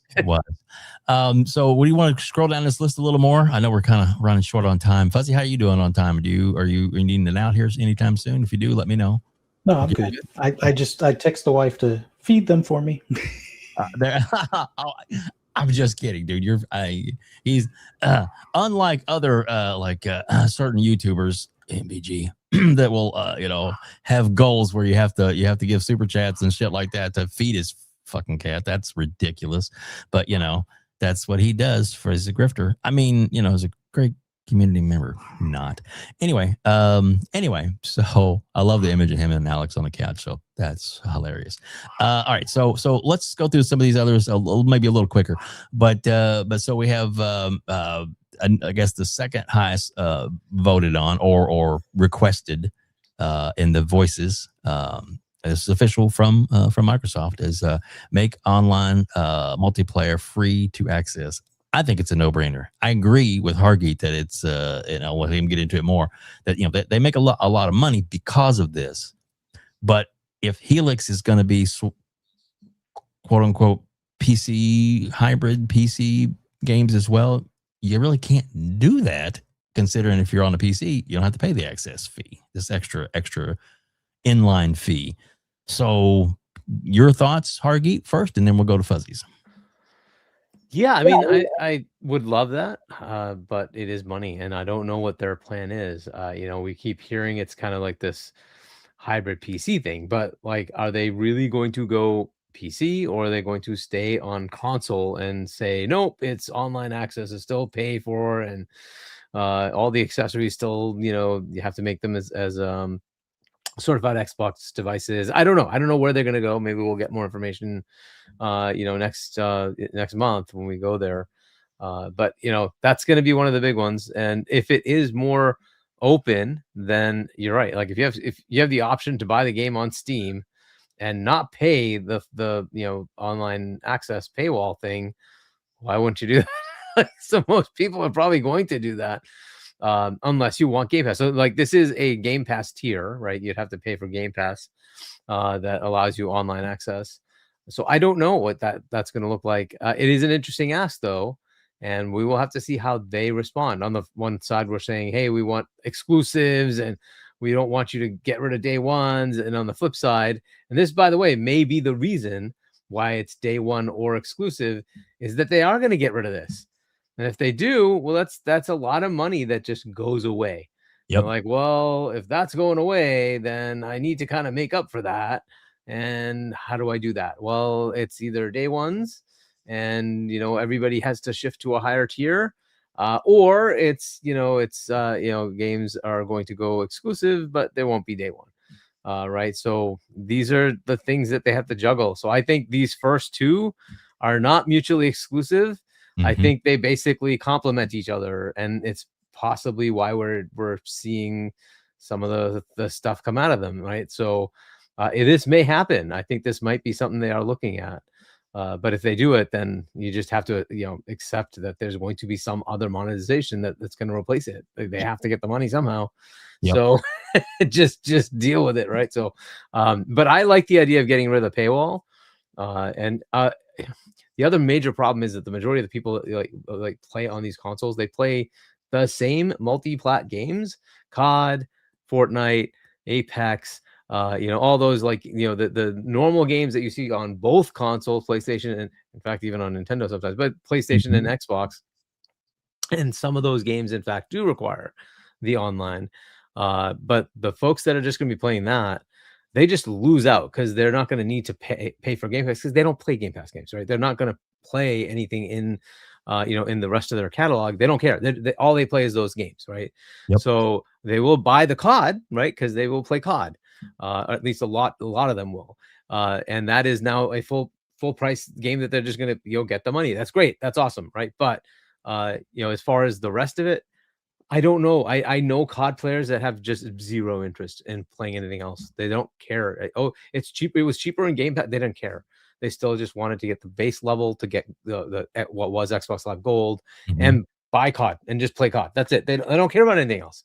And it's like, well, okay. And in that world, and there are a lot of those people, for them, there's no enticement to go to something else. So it's just an interesting model. If we take away that, they basically just get to play COD just like they're on PC, where you can just play it, no, paywall. You just play the game, right? So it'll just be like that. And so we'll see what they want to do. I think it's going to be likely. This is probably more likely that will happen. But they could decide, no, we have to have that paywall. We'll see. I think it's a great inducement, by the way, for competition, because if PlayStation then had to drop that themselves, that would be a lot of hit to their bottom line. And so they may not. And so now you have paywall there for cloud saves and for cloud, for online access. And you don't hear cloud saves are free anyways today, right? So, and then you get potentially online for free as well. It's like, oh, okay, that makes it a very compelling box, because now you're not paying for that annual subscription or monthly subscription, however that people are paying for it. So yeah, I think this is a viable thing, and I think in fact it's more likely than not that this is something they are weighing in right now, right? So especially as Helix comes along. Yeah, for sure. Good points. Fuzzy, your thoughts? I think it makes the most sense for the Helix. I could see them, although it will probably divide the community to some extent, but I could see them still charging it for series consoles and anybody that's still on the Xbox One generation, but only do the waiver for like the Helix generation. I think it's weird because this is where they wouldn't necessarily have to do exclusives if they did this across the board. Because at this point, that's going to be one of those ecosystem things that would possibly or potentially drive people to their ecosystem, more so for the new hardware and not having to pay that. But then if what you save in not paying an online fee annually for COD and things that aren't free to play, if the console itself winds up being that extra amount, I don't know if it would be like a zero sum at that point. But I would say for the crowd that wants to buy COD and just wants to have online, the big thing that they probably need to start doing, although I don't know if it would get them in trouble with the EU or the commission that they kind of catered to as far as when they were getting Activision, start putting more bonus things in the Game Pass, even the base Game Pass tier, that are specifically lined around COD. If they can do that without it violating any agreements that they have, Right. where, PlayStation used to have it where you got certain missions for free or exclusive for a year, or you would get like an extra loadout or something along those lines, or extra, bonus XP type of, accelerators. See if, the basic tier can start doing that for Game Pass, because if they don't need to pay for online, but you hold the carrot on a stick in front of them where they get the extra loadouts, the multipliers for your XP, maybe a few extra maps that are exclusive for the first year, that might be enough to nudge them to at least want to be willing to pay. I think, what is it? The base Game Pass tier is what, like $50 or $60 for the year as well. Mm-hmm. That might be enough to kind of not lose out on the money that they're kind of getting for the online. Just make it that online is free, but this tier now loads you up with Call of Duty, Madden bonuses, 2K bonuses, whatever the top 5 games are that are multiplats, or even some of the ones that they own. Start putting those types of bonuses in the lowest tier or in all the tiers as perks. And that might be your workaround to kind of still get that money out of customers. There you go. Lots of comments going on in the chat as well. We do appreciate those greatly. If you like what you're seeing here, we do appreciate. Oh gosh, I didn't realize I was still on the screen. MBG, mumbling grifter. It's too funny. But yeah. So you can subscribe to the channel. It doesn't cost you anything to hit the subscribe button, hit the bell icon, so you make sure you don't miss out on anything. We're not quite done yet, but definitely wanted to make sure that if you get a chance, you like what you see here, please hit the subscribe button. We greatly appreciate it. That way you don't miss out in the future shows. Plus, we also are also available, and we'll put this up after the show goes up. I'll upload to which is SoundCloud and iHeartRadio and iTunes and tons of other places that our audio version goes up as well. So please check those places out too if you just like something to listen to on your car ride or whatever. And all the links for the people that are on the show and our guest will be in the description of both places, whether you're watching now on YouTube or not. So yeah, lots of great members. Also want a big shout out to Lotus Esprit. And we thank you so much. In the past, has done a lot of great things for us, and he was apparently trying to. They were apparently trying to give some more memberships tonight, but he's reached his limit for the month, which is totally understandable, considering it's hundreds and hundreds of subscribers that he gifted. Memberships he gifted.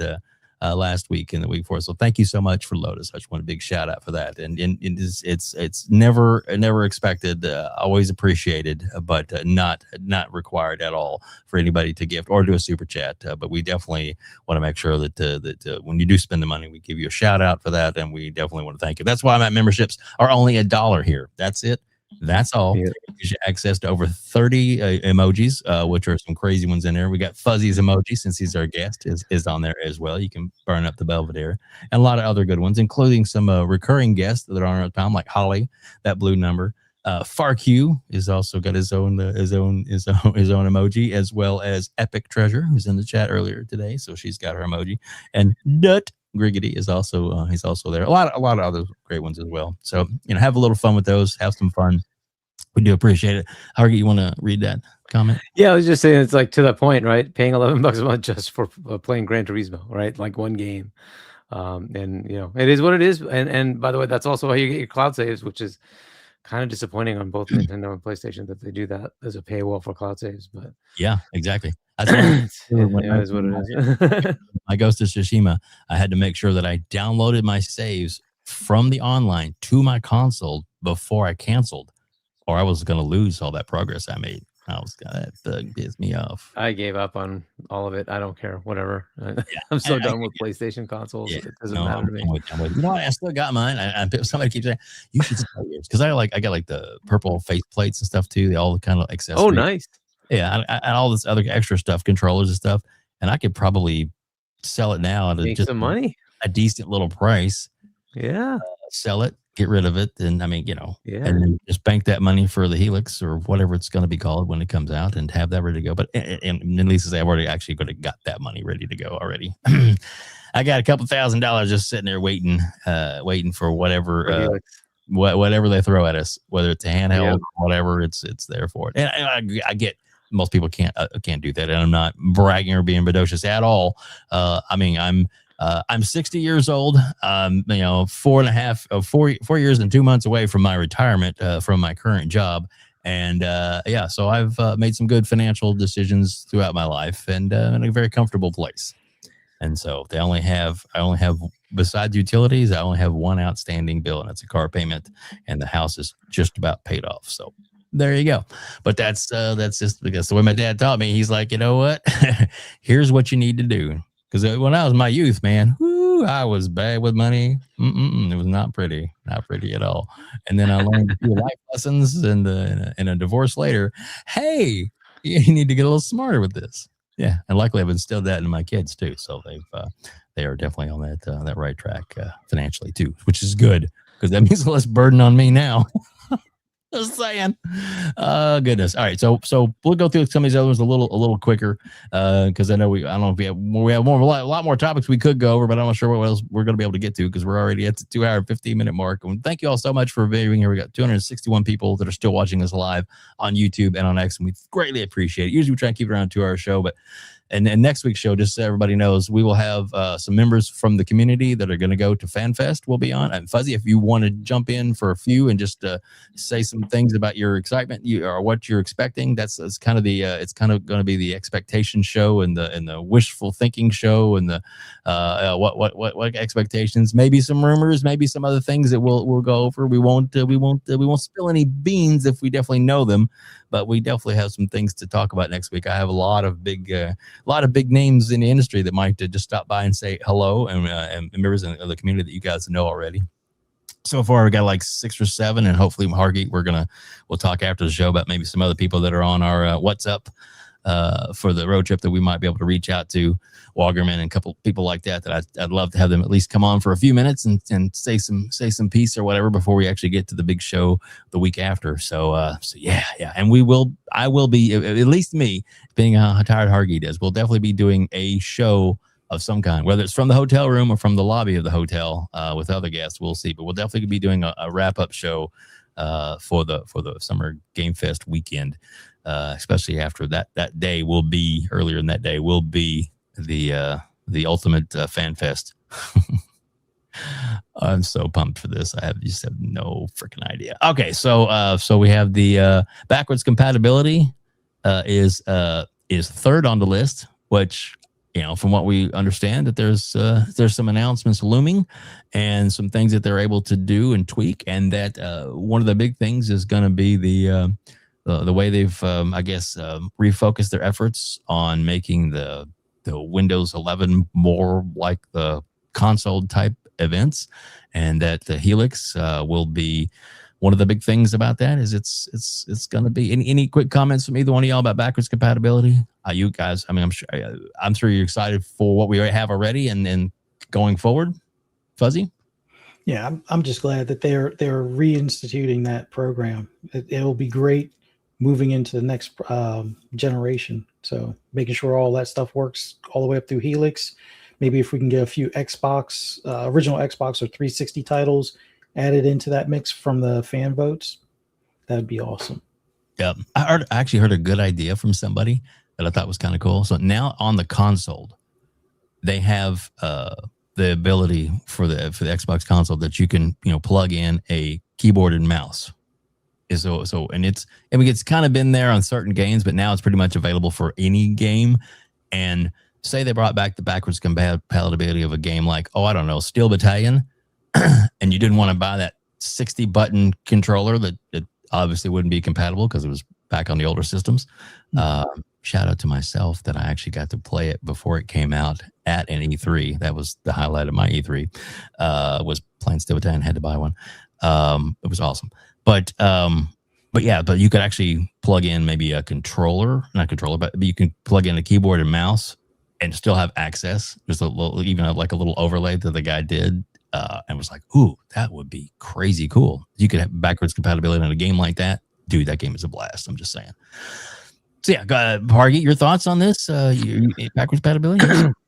Yeah, I mean, it's mostly licensing, right? So, and now they have some of the games, they own them, right? As far as the publisher, which is Activision, that has some of those games that have license issues. Hopefully, that means they are going to bring something. So we'll see. Maybe something gets announced in June, right? We'll see if there's some more additions coming in. So yeah, I'm for that. There you go. There you go. The Xbox Family Plan. We've heard that it tested well. It'd be great. I would love to have it. Argie wants it. I think everybody pretty much would like to have it.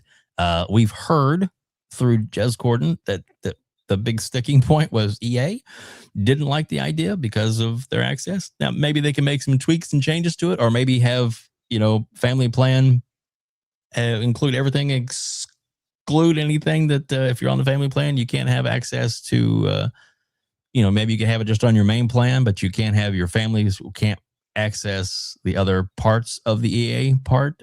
If that's the case, I mean, maybe that's something they could do. I don't know.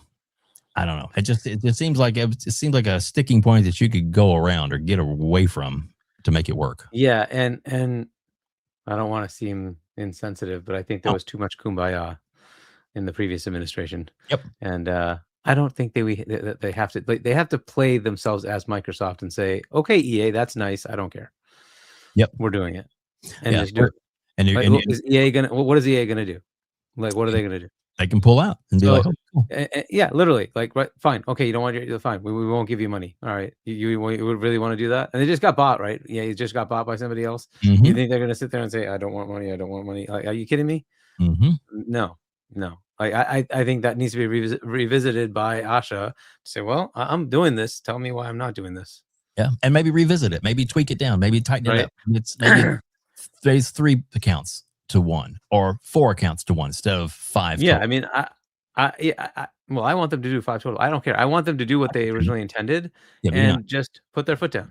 Like, because there was way too much conciliatory nature in how they were doing things before, and I would say to hell with that. To hell with act like Microsoft.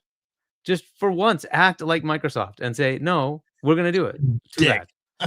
I'm just kidding. Yes. Exactly. No, really. Yes. Act like a dick. Yes. Just do it. Like, there's way too much. Oh, well, there will be I don't care. Who the hell is EA? I don't care. Too bad. Yep. I agree with you 100% on that one. Fuzzy, your thoughts on the game plan? Would you find that beneficial?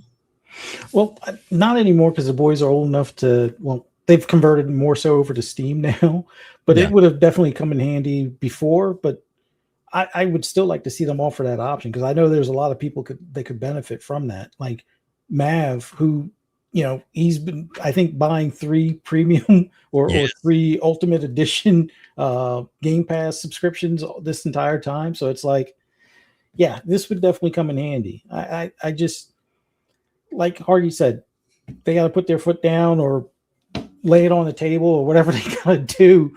They got to do something to, I guess, get.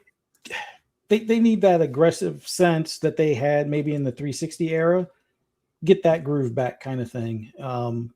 They definitely need to reevaluate it or pull EA from the family plan. But no, I agree with Hargeet. Put their foot down or negotiate with EA in a way that it's like, look, you're either in or you're out. But if you're out, you're not getting that percentage anymore off for all these subscriptions. So. Goodness, I don't. Good points. I don't mean to laugh, but some of the comments we're getting here, read that Bye, one. Felicia. And who's it from? No, I like this one. Pull out. Pause. Yeah, yeah, exactly. Sappho is so messy. I love it. But who is this one from? Oh no, it's one of these. Oh yeah, Funny. it's one of the fun. Oh no, it's Alex. Accounts, yeah, It's not. exactly. Oh no, it's Alex, but it's one of those fun ones in his chat. Yep. Hilarious. Shout out to All Notes House. And big shout out to Mav from Fun Speculation. Gosh, man, such great content that he puts out over there. And I know the Fuzzy is a big part of his show, and love it. I love it. And I love the Mav rants. I told him, he said something about there'll be some more content coming soon. And I put he actually read it out there that he needs to have a 24-hour channel dedicated to nothing but mad rants. That's a Mav rants. That's what we need right there. The Mav rants. Yeah, 24/7. Just all of them that there are, edit them together, put them on a big loop. Just like the Peanut does. There you go. Just saying. I love him. I love it when he goes off, because he usually gets really, it comes from the heart, man. I love it. All right, so as we're going through, we'll just do a few more of these, and then we probably need to either jump into the subject or head on out the door. Achievements. I think they fixed this one, right? The achievements are looking really damn good. What do you think, Hargeet? So, but if you read the description, what they're looking for is to split out DLC achievements versus initial game achievements. So you can 100% a game, and then suddenly they release some DLC, and now you're not 100% anymore. And so what they're hoping to get is hey, if it's DLC, segregate that out and keep the 100% completion of the original game, right? Because that's something somebody went through and said, hey, I 100% of the game, and now you're taking away that 100%, right? And so and that's kind of cool. It's an interesting idea, and let's see if Microsoft can figure out a way to make that happen. I tend to agree. It's kind of interesting that something years later comes out and you suddenly don't have 100%, and maybe you feel hey, I have 100% in games. Why did it go down? Right? That's fair, right? So an interesting ask. So that's what they're asking for here specifically. Yeah, cool. Yeah. No issues. Yep, that sounds like a good idea. Does he? Achievement? Yeah. Are you liking the way they're going? I like what they've done as far for the updates, but yeah, that would be a good change up as far as the way the percentages work. I know it was the same thing even with the platinum trophies, although I think I can't remember. I know with what is it, Saints Row, I had it where I had 100% on the game, and then they add the DLC, and then it said I went down to 75% or something. So if they could fix that on Xbox's side, that would definitely be a cool thing. Yeah, for real. All right, so Hargeet, and we got a few more of these to go through, and then we're gonna move on. But I'd like, if you don't mind, can you in the private chat is that link to the other thing, and you can pull it up to the Xbox one and put in WEBDAVE all capital, but you were able to mute the volume on that, or I can't, because if I mute the volume on that particular thing, it's gonna mute all you guys' audio as well. So try and see if you can get it to work without the audio. Sorry, what did you want me to bring up? All right, so on your side. Oh, the Pan-X Games thing? Yeah, gotcha. But that's earlier when I loaded it up and that music that was coming out of nowhere, that was from that, and I couldn't mute it anyway without muting everybody, and that would be a hard show to do. All of us quiet. So anyway, hard to talk over it. But I think if you did it on your computer, you'd be able to actually mute that thing. Maybe we'll try it and see. If it doesn't work for you, then we won't do it at all. But I think it's pretty cool. Joey had brought that to our attention. Joey Kraken from We Believe Green, which I thought was pretty cool. So I will, while you're pulling that up, Fuzzy, so I guess allow disc-based games with Project Helix. Yeah.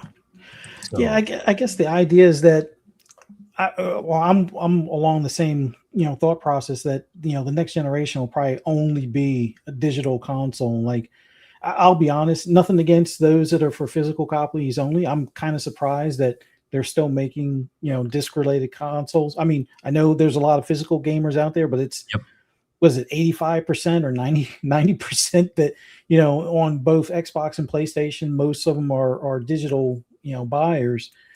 I would say make the Helix where it's a digital only console, and instead of having it where it's like a pregnant PS5 where you add the disc on the side, make it where it can stack on the top. Maybe it twists down, and that's how it connects. So if you could imagine, let's say the Helix is a cube, not the copy of the Steam Deck or Steam Machine, but imagine it's a cube size. Add the Blu-ray player at the bottom. It twists on. You can put in your Xbox or Xbox 360 or Xbox One or Series console discs in there, and it'll still be able to play. Or you can watch whatever Blu-ray movie. I say make it an option, because if we go back to price, I know that's an extra cost that they're going to probably try to get $100 for. Yep. I don't necessarily need that because I've been digital since 2016. I just would get the Helix without the disk drive. But if somebody did need that, or let's say they don't, or they figure out how to do that disk to digital concept, that I guess there was a program that was rumored like a week or so ago. Mm-hmm. If they get something like that figured out or whatever, offer that as an option to those that don't want to do that transfer or that conversion. So that way, yeah, they might be paying an extra $80 or $100 for the disk drive, but at least they can still use all of their physical media. And moving forward, I'm pretty sure that'll keep them happy. And that won't be a turn off to them where, oh, I'm just going to stay on the series console because where's the disk drive? This is the only one that has it. So, you don't want to pigeonhole your customer base or turn them off potentially because, they can't carry their, physical library forward with them, kind of thing. So, and before Hargeet goes, the best, the comment that's right there on the screen, Hargeet, you want to read that real quick? The one that they actually, this one, just give me a disk drive add-on. Yeah. From Outbreak. Yeah. That to me, is the best way to do it. Go ahead, Argie. Yeah. No, I tend to agree with that. Basically, they should have an add-on. I don't think we should pay for the disk drive anymore, because there's just no point in, since the vast majority of gamers, it's just one of those things like the Kinect. Did some people enjoy the Kinect? I loved it. I thought it was great. Doing the voice command stuff was awesome. Oh, yeah. But the majority did not need it. They didn't want it. And it was a better idea to say, let's unbundle that. If you want to buy it separately, and you can absolutely use it, right? No problem, right? And the same thing here, like the disk drive has just become an accessory because the majority of gamers aren't using it. They're just not. And if that, one of the things for me is Play Anywhere. I like Play Anywhere, and that requires a digital license because that's the way it transfers, right? That's the way it works. So for now I have this game. I actually literally have Forza. It's physical disc, right? Like that's another game that now I would not be able to use in the future instead of just, and this will likely get delisted at some point. So now I have the physical copy because hey, if I ever want to go back and play this, I can, right? Because the game will eventually get delisted because of stupid licensing issues, right? That they always have. Yep. So it's like, cool, I have this now, right? Cool. But you're taking it away if I can't plug it in, right? I got to be able to actually put it in. Now, if they do the disc to digital thing, maybe that works. That's fine. But I literally just they are selling this today, right? It's like, well, if you're not going to allow people to use it in a year, that's not cool, right? So I want the option, right? And say, yeah, let's just get an external drive. However you want to work that in, figure it out. And just allow people to buy it. And, even if it's 10% of the population cares about it and only half of them buy it, that's still 5% of, say, 10, 20, 30, 40 million people who are buying this console. That's millions of units. That's still a very good margin thing they can sell. A drive's going to cost like $15, $10 to make, and then they can sell it for $50. Yeah. Sell it for $100. Who cares? People who want it will buy it. Yeah. On top of that, if you want to say for Helix for next gen, if you want to still do physical releases, do limited run, right? And that way you don't have to pay for it yourself. It doesn't have to be baked in the cost. You just say, if you want it, we'll allow any game to be physical, and limited run will give it to you, but it'll be an extra cost. Let limited run, charge you $80, $90 because they're going to print that physical disc for you and give it to you. Fair enough. And people will do it because they want the physical. Fine. Let them. That's fine. I have no problem with that. I think that's a good answer to that, request. So, but yeah, we'll see. Back to Brazil. Yeah. I mean, this is the stuff I've been complaining about. It's like, they're just not there anymore. It's hard to get the console. It's like, don't be hard to get to freaking sell it. Yep. Exactly. Before we actually move on to that quick thing, Hargeet, how much does a current brand new, and I don't think you have to look it up, I think you'll probably know, a PlayStation 5 Pro, how much does it cost to buy one? $900 without the drive. Without a drive. And if you want to buy the drive, that's another $80. 80? Yeah, I think it's $80 they charge. Yeah. And a stand? Is it 50? Something like that? How much is it? 30? 30. Like 30, I think. So that's $30, right? So I'm just saying. So why not have the if you need a disk drive, I'm all for it, but make it an add-on. Yeah, it's fine. Save some money for people that don't need it or don't want it. Save some money. It doesn't necessarily have to be as click on compatible, make it blend in with the system. It can just be something that sits on the side and is maybe compatible with some other things too, like your PC or something too, to make it more even universal use.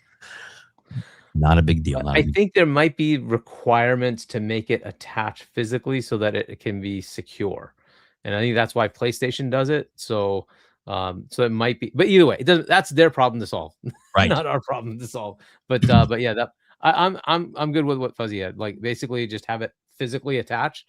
Like click on, so just on the bottom or something like that. Perfect. That's perfect. That's all you need. Yep. In that member chat. Yeah, we got Lord Starkiller, D1 games, Day One games, and Xbox exclusives, also custom consoles. Yeah, I mean, I would love for them to continue with that, but they're the ones putting out there that they're not. It's one or the other, but we'll see. Custom consoles, 100%. I am so disappointed that we don't just see that on your the design lab right now. Like, why can't you can make a controller all sorts of colors? Why can't you make a console all sorts of colors? And again, you might think it's like a logistical nightmare. No, it isn't. You know why? Because they're not doing it. Yep. It's all a third party that's doing the whole thing, right? That console could have all different colors all over it. You can make it a rainbow. Who cares, right? It can be done, and it can all be done on their website right now. You just need to go do it. Yep. Argie, like this console right here. It's all solid white. What if it was blood red and it came bundled with the E-Day? You know what I'm saying? That game. I mean, and just a blood red controller that matched it. That would be awesome. There could be custom consoles with the games. That's a whole other thing. They gave us the Halo one. I have it, right? But they never did another one of those. Like, why not? Why not just allow us to buy? Like, I'm just so confused as to why that doesn't happen, but whatever. But that's where we are with that. Yeah. That's another Afro 2 Money Hat, every hot game from now on greater than exclusives. I agree. It's an interesting thought. Yeah. And they've got the money to do it. Just saying. Yeah. So, but on your point to back to Brazil. Oh yeah. There you go. Blood splatter. Ooh, I like that even better. Yeah. Kind of like our, especially if they probably, I think they're gonna have the chainsaw thing come up as part of the game, right? Because that's a new thing they invented during that time, right? But it's not gonna be. It's gonna be the retro Lancer version or something like that, right? But yeah, so have like that show up and then like actually going through. That'd be awesome. Now you have to be a little careful, because the device is going to be in a public, like normal area in the house. And if there are children, you have to like have it be something not so bad. You just have to be a little careful with the graphic imagery, right? Yeah, just tell them it's paint. But then again, the blood spatter would work also for State of Decay 3. Oh, yeah. Yeah. There you go. Yeah. Lots of options. Wouldn't it be awesome if you could just choose whatever you want in the design lab? I don't know. That would be awesome. Yep. That would be really cool. Sorry, I just hit a wrong button here while I was doing that. I wanted to back to Brazil. We got that one. I don't know if there's really much more. That's really, they just need to sell the console everywhere. Just sell it everywhere. Come on, let's go. Yeah. This is we should talk about the one that right above this one. Because they did it. So this is the marker of somebody asked and it was actually implemented. Yes. And this one was simply they wanted to see in the when you look at the number of hours that you've played a game, it does a breakdown by days. And it's like, well, who really wanted days? Nobody really cares about days. Everybody then does the math in their heads, like, oh, it was 2 days, oh, this many hours. It's like, just put it in hours. And they're like, that's easy, let's just do it, right? So they went ahead and just did it. So that user voice is already, or feedback has already been taken, and they've implemented it. And they actually responded right in there and said, we've implemented this, and here's the official response from us. There you go. Very cool. There you go. I think that's awesome. I agree. All right. So I'm going to throw a monkey wrench in here. So just to share this screen real quick instead. Is it up there? Yes, it is. Okay. So this is, and I'm not trying to push our shirts. That's not what this is about. But so one of our designs that we threw up was basically the blood splattered Gears logo. And this is one of the shirts that's available. Nothing on the back of that one, but it says the Gamers Council. That's our actual logo, and we put the bloody gears behind it, which I think is kind of cool. A little bloody shirt as well. And then we also have some other ones that are available. I like this one. This is the new one with Kayasante, our Arc Raider shirt, and then on the back of this one it says a little bit of goop. I think it's hilarious. There we go. So yeah, so we got all kinds of merch up there if you want it, and pretty reasonably priced. I like this one as well, and this that blue number, and then FARK QUE, yeah, exactly. Those are people in the community that have their own shirts as well as, let's see, this one's whoa, here we go. Then we got let's see, that one has us on the back, and then we have here we go. Yeah, that's the one. There we go. We got that one for Hargeet. Yeah, exactly. So yeah, so they're cool. We have different shirts on there as well, and ones that are didn't necessarily put my money. But this is Kayasante. He's a big thing on he likes the VTs, so he likes to have the little V-neck on it. So we made a special one just for Kayasante. But his name is on the back of his as well. So there you go.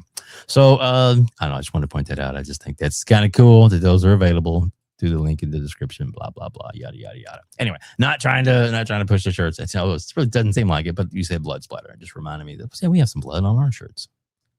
All right then. So Hargeet, wow. Do we at the top? Let's see. I'll just well. So one thing I want to do is share mine. Like quickly, just go over the ones that I put in there. Yes. And see if people care and want to do anything. But so these are the 3 that I have in there, and I only have 1 extra upvote. Use limited time window exclusivity. I think you call this as well, Fuzzy, for Call of Duty content, right? So not the main game. Obviously, that has to go everywhere, not gimped or anything, right? But additional content doesn't have to be, everywhere all at the same time. I think there can be some level of exclusivity back to the Xbox side. Bundle Call of Duty with your bloody console. And then acquire valve.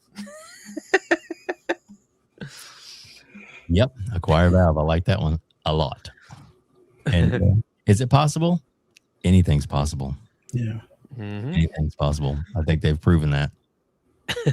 So all right. So now you want me to share the other ones? The Panax thingy? We can do. Let's say my name is on it. So I put can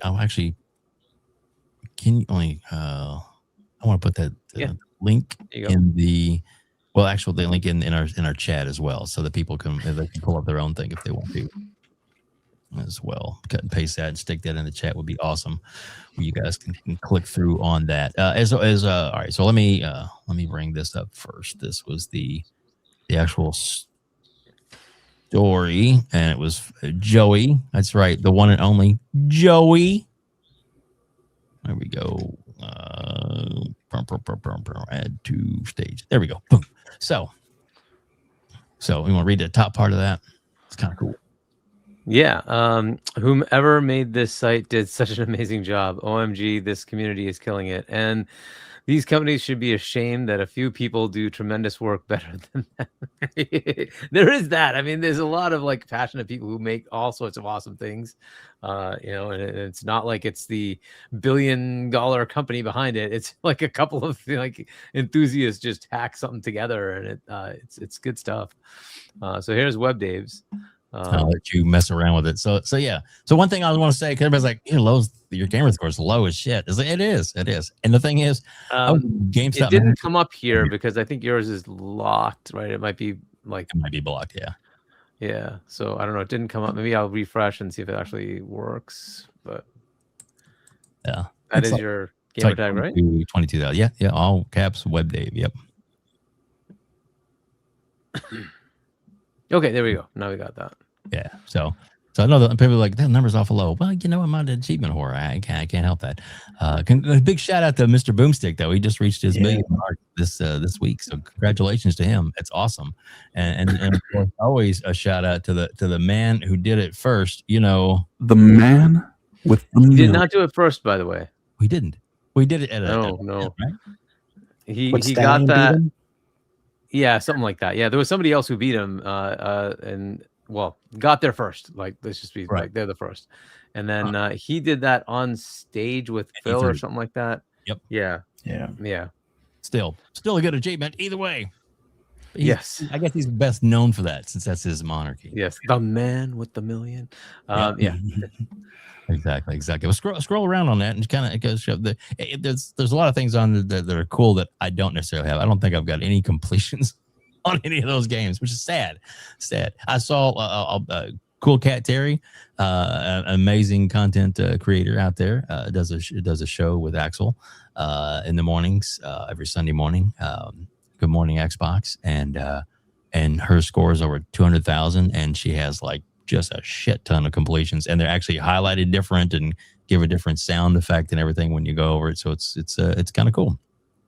So yeah, somebody like, there's a couple of kid games in there. Well, I have kids, so especially at the time when I was playing somebody, they were growing up and stuff, or you get nieces and nephews that come over and like you said, probably Gears of War, not a game for them to play. So you probably need to put something on there for them to play. Yep. Peppa Pig and stuff like that. It's a little more, I don't know, friendly for kids. So that's but it's really neat because it goes through and it's got the date right there. Yeah, you can definitely do it. Anybody's welcome to do that. I just don't want to put anybody else out there without their permission. I have a few more than you completed. Just a few more. Think? Holy shit. Nice. Very nice. Oh wow. So yeah. Yeah. Do you have any completions on there? Because they would there should be like a different like a color around them. Because I know I just completed Crimson, so where is that? 2026 should be here. So Crimson Desert, I finished that. I don't know why it didn't show that it finished. I actually finished it, but the thing is, it's very sparing, let's say, on the achievements. Oh yeah. But yeah, it's still cool. Even if tons and tons. Oh, there's one to go back to. There was one with the award on it. See it? Scroll back. Keep going. No, keep going back. There it is, right there. So that one's got a kind of warm on it. What kind of awards you got? I mean, but I finished Gears of War, for instance, but it's just it's 1,000 out of 1,000. Okay. Oh, so I don't have that many that have 1,000 out of 1,000, but I do have some. Right. So it's I guess completion means they've completed the game, but it's completed the achievements. So that's probably why it's on that. Okay, cool. Well, let's see. Now we know. So now we know. But still, it's amazing collection, and it's pretty cool. And it works also on PSN. It also works on Steam as well. Steam, you have to give it permission, but once you give it access to it, then it's able to pull up and stuff. I looked at that as well, and that was kind of cool. I played a lot on PC back in the day, Final Fantasy 11, all that kind of stuff. That was what I played mainly. And none of those hours show up on anything. So the I don't know, months and months and months and years I played on that freaking server, which I love it. But yeah, so anyway, the link. Did we put the link in the chat, or can you go ahead and drop it again there, Hargeet? The link to this. Yeah, that would be cool because people are asking for the link because they want to check it out for themselves. And it's free; it doesn't cost you anything to do it, so it's kind of cool. So Fuzzy, did you want us to pull you up? I don't know. We can do that. As well. Yeah, it's Fuzzy Space Belvedere, and it should bring me up. All right, let me go back there again. Let me. Fuzzy Belvedere. I'll put the link in the chat here. All right, let me share again. Share. I think my most recent completion is replaced. There you go. Yeah, there you go. 100%. Oh, it's not on screen. Give me a second. We did something that pulled it off screen. Yep. Can you share? You're good? Give me 1 second. I Here we go. There you go. Yes. Sorry. I was putting the link in. There we go. Okay, so the link is also on the screen too. So you can do this for yourself. Wow, look at that. Nice. Very nice. Yeah, I got to get my score up to at least 100,000 before I lost some cred with my low score. But it is what it is. I wound up playing a lot of the same game over and over again. Like there was a year year and a half where I played a Division 1. That was the only game I played most of that year. So there's games like the Division, all of the Forzas. Yeah, I play a good bit of them. Although I don't think I got a complete thing for them. Some of the easier Game Pass, like smaller ones, I got 100% on. I know Yeah. there's one for Forza Horizon 2, I think I have 100%, but then I don't know if the DLC takes away because that Fast and Furious, I got one of the achievements bugged on it or something. Yeah. Oh yeah, Ravenlock was another one I did 100%. So and that's cool. It's very cool. Like I said, it's a neat site, and like I said, it also works on PSN. It also works on your Steam account, so you can take a look at those. It's also very, very cool. How much does WebDave have? Oh, it's like 2,200 is only about point. Well, look at it this way, guys. I was an Xbox Live beta tester, so just saying that. So I've been with games. So in other words, like if you pull up like my account on WebDave. That's my gamer tag. But if you pull me up and look at like the little icon that gives you of like how many years you've been on Xbox kind of thing, and since the Xbox came out, because it was a year later, the anniversary of the Xbox, the first year anniversary is when Game Pass, not Game Pass, excuse me, Xbox Live came out. So my Xbox Live is 23 years, which as soon as November gets here, it'll be 24 years, which is the max, because I actually kicks in a little before that, because like I said, it was a beta tester before then. So yeah, so I've been there quite a while.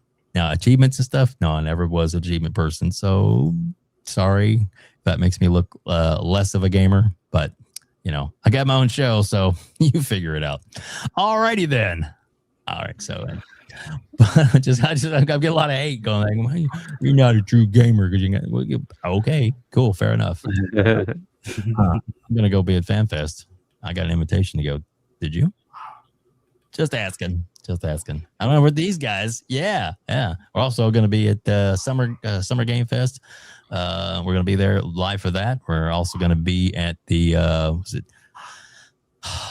it's the Hargeet. What's on Saturday? What is it? The IGN one? I can't remember. I'm going to that one as well. Oh yeah, it's IGN Live. I think so. Yeah. So I got it. Yeah, IGN Live. Yeah. So gonna go there. And FARK QUE, gonna hang out at that. It's gonna be cool. So lots of great members of the community are gonna be there. We're gonna have a lot of coverage. So it's gonna be a lot of fun. I'll be at Play Days. A lot of people are going to Play Days, which is awesome. So yeah. I didn't get that invite. That's okay. I'm just kidding. Yeah, no big deal. But that's okay. We're working on it. We're working on growing the channel. Hargeet, I got a lot of our business cards that when you're at, I need you to pass those out too. And when you have your personal one-on-one with Asha. Hey, this little YouTuber WebDave, if you could help him out a little bit. Of course, she's gonna look at him and go, "Oh, it's the great Hargeet Chani. I got it. Yes, sir." No, he is a big part of the community. Yeah, no, she's gonna say, "Who the hell is this guy?" Yeah. Reforge Gaming. What the hell is that? Yeah, yeah, right. Classic now. Yeah, exactly. That is an awesome little sound clip that it's Alex has now. Exactly. Who is this guy? Hilarious. Who is this? Yeah, or Asmongold's. Yeah, who the fuck is this guy? Yeah. Hilarious. Guy, do we want to go ahead and wrap things up? Argie, we go. Oh my gosh, we're almost to the 3-hour mark. Or do we need anything else? We don't want to talk about the death of a certain developer. Bungie? Oh yeah. Sure, we can talk about that. I'm sure I've got some. I'm sure I've got some posts on that. I mean, I don't want to laugh at the. No.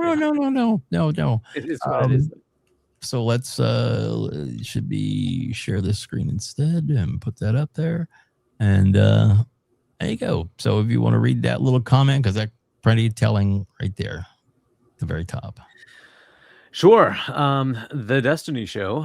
If Sony has no interest in developing Destiny 3, it should consider selling the franchise to Xbox so Destiny can have a future.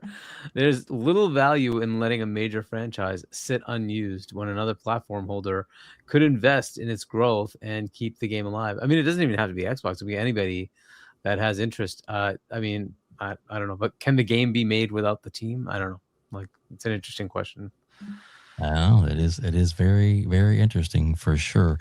Let's see if I can find another more detailed on that. I know I had like a whole bunch of stuff. Here we go. Here's the share the screen instead. There we go. That's a little more what we needed to. Do you want to? Okay, so Bungie just dropped the hammer. Massive layoffs incoming as they're officially ending Destiny 2 development next month. No Destiny 3, no new expansions, everything pivoting to Marathon. The live service golden era is straight up dying in front of us. RIP Destiny, this one hurts. What's your reaction, Guardians? And that's the full story there. And, I don't know that Marathon's doing all that well, but. Yep. Fuzzy, your thoughts? Ooh, I got so many. All right, I'll try and make this as quick as possible. Yep, you're good. I guarantee you, if they turn Bungie into a support studio for what is that, Naughty Dog, and take that 80% finished game factions and just have them do live support for that, it'll be much better than what what do you call them, Marathon is doing, and it will be cheaper and a lot faster turnaround than doing a Destiny 3. Now, would I like to see them do a Destiny 3? Sure. But I think a lot of the people that made Destiny special have kind of been booted out or have moved on, because it feels almost like a fire sale at this point, with them kind of losing talent and laying off people, and more layoffs are, in the pipeline here soon. They decided to go with this, Marathon, which it wasn't a game for me, but then again, had they made a PvE component, I would have probably stuck with it a little bit longer, or stuck with it at least, or at least tried it. And I think that would have helped transition a lot of the Destiny 2 players into something, within Bungie, as opposed to just losing those players to Arc Raiders, or losing those players to the Division, which at least the Division still gets support from Ubisoft throughout their, programming woes and whatnot. And I don't know. It feels like all of those memes where, Jim Ryan was saying, "Oh, Bungie is a better acquisition than Activision." Mm-hmm. Yeah, how are you eating them words now, like type of deal? It's Fuzzy. It sucks. With milk and cookies. Cookies on them. Yeah, Sorry. it's just sad for the fact that Bungie was able to break away from Microsoft. They were able to break away from Activision, and sure enough, it doesn't look like they're going to break away from Sony. The Grim Reaper has finally called them to the carpet, kind of thing. And unfortunately, I think they go in 6 months or less. We'll see. Yeah. I think Hargeet. I think OMG maybe wants you to play tabs for Bungie.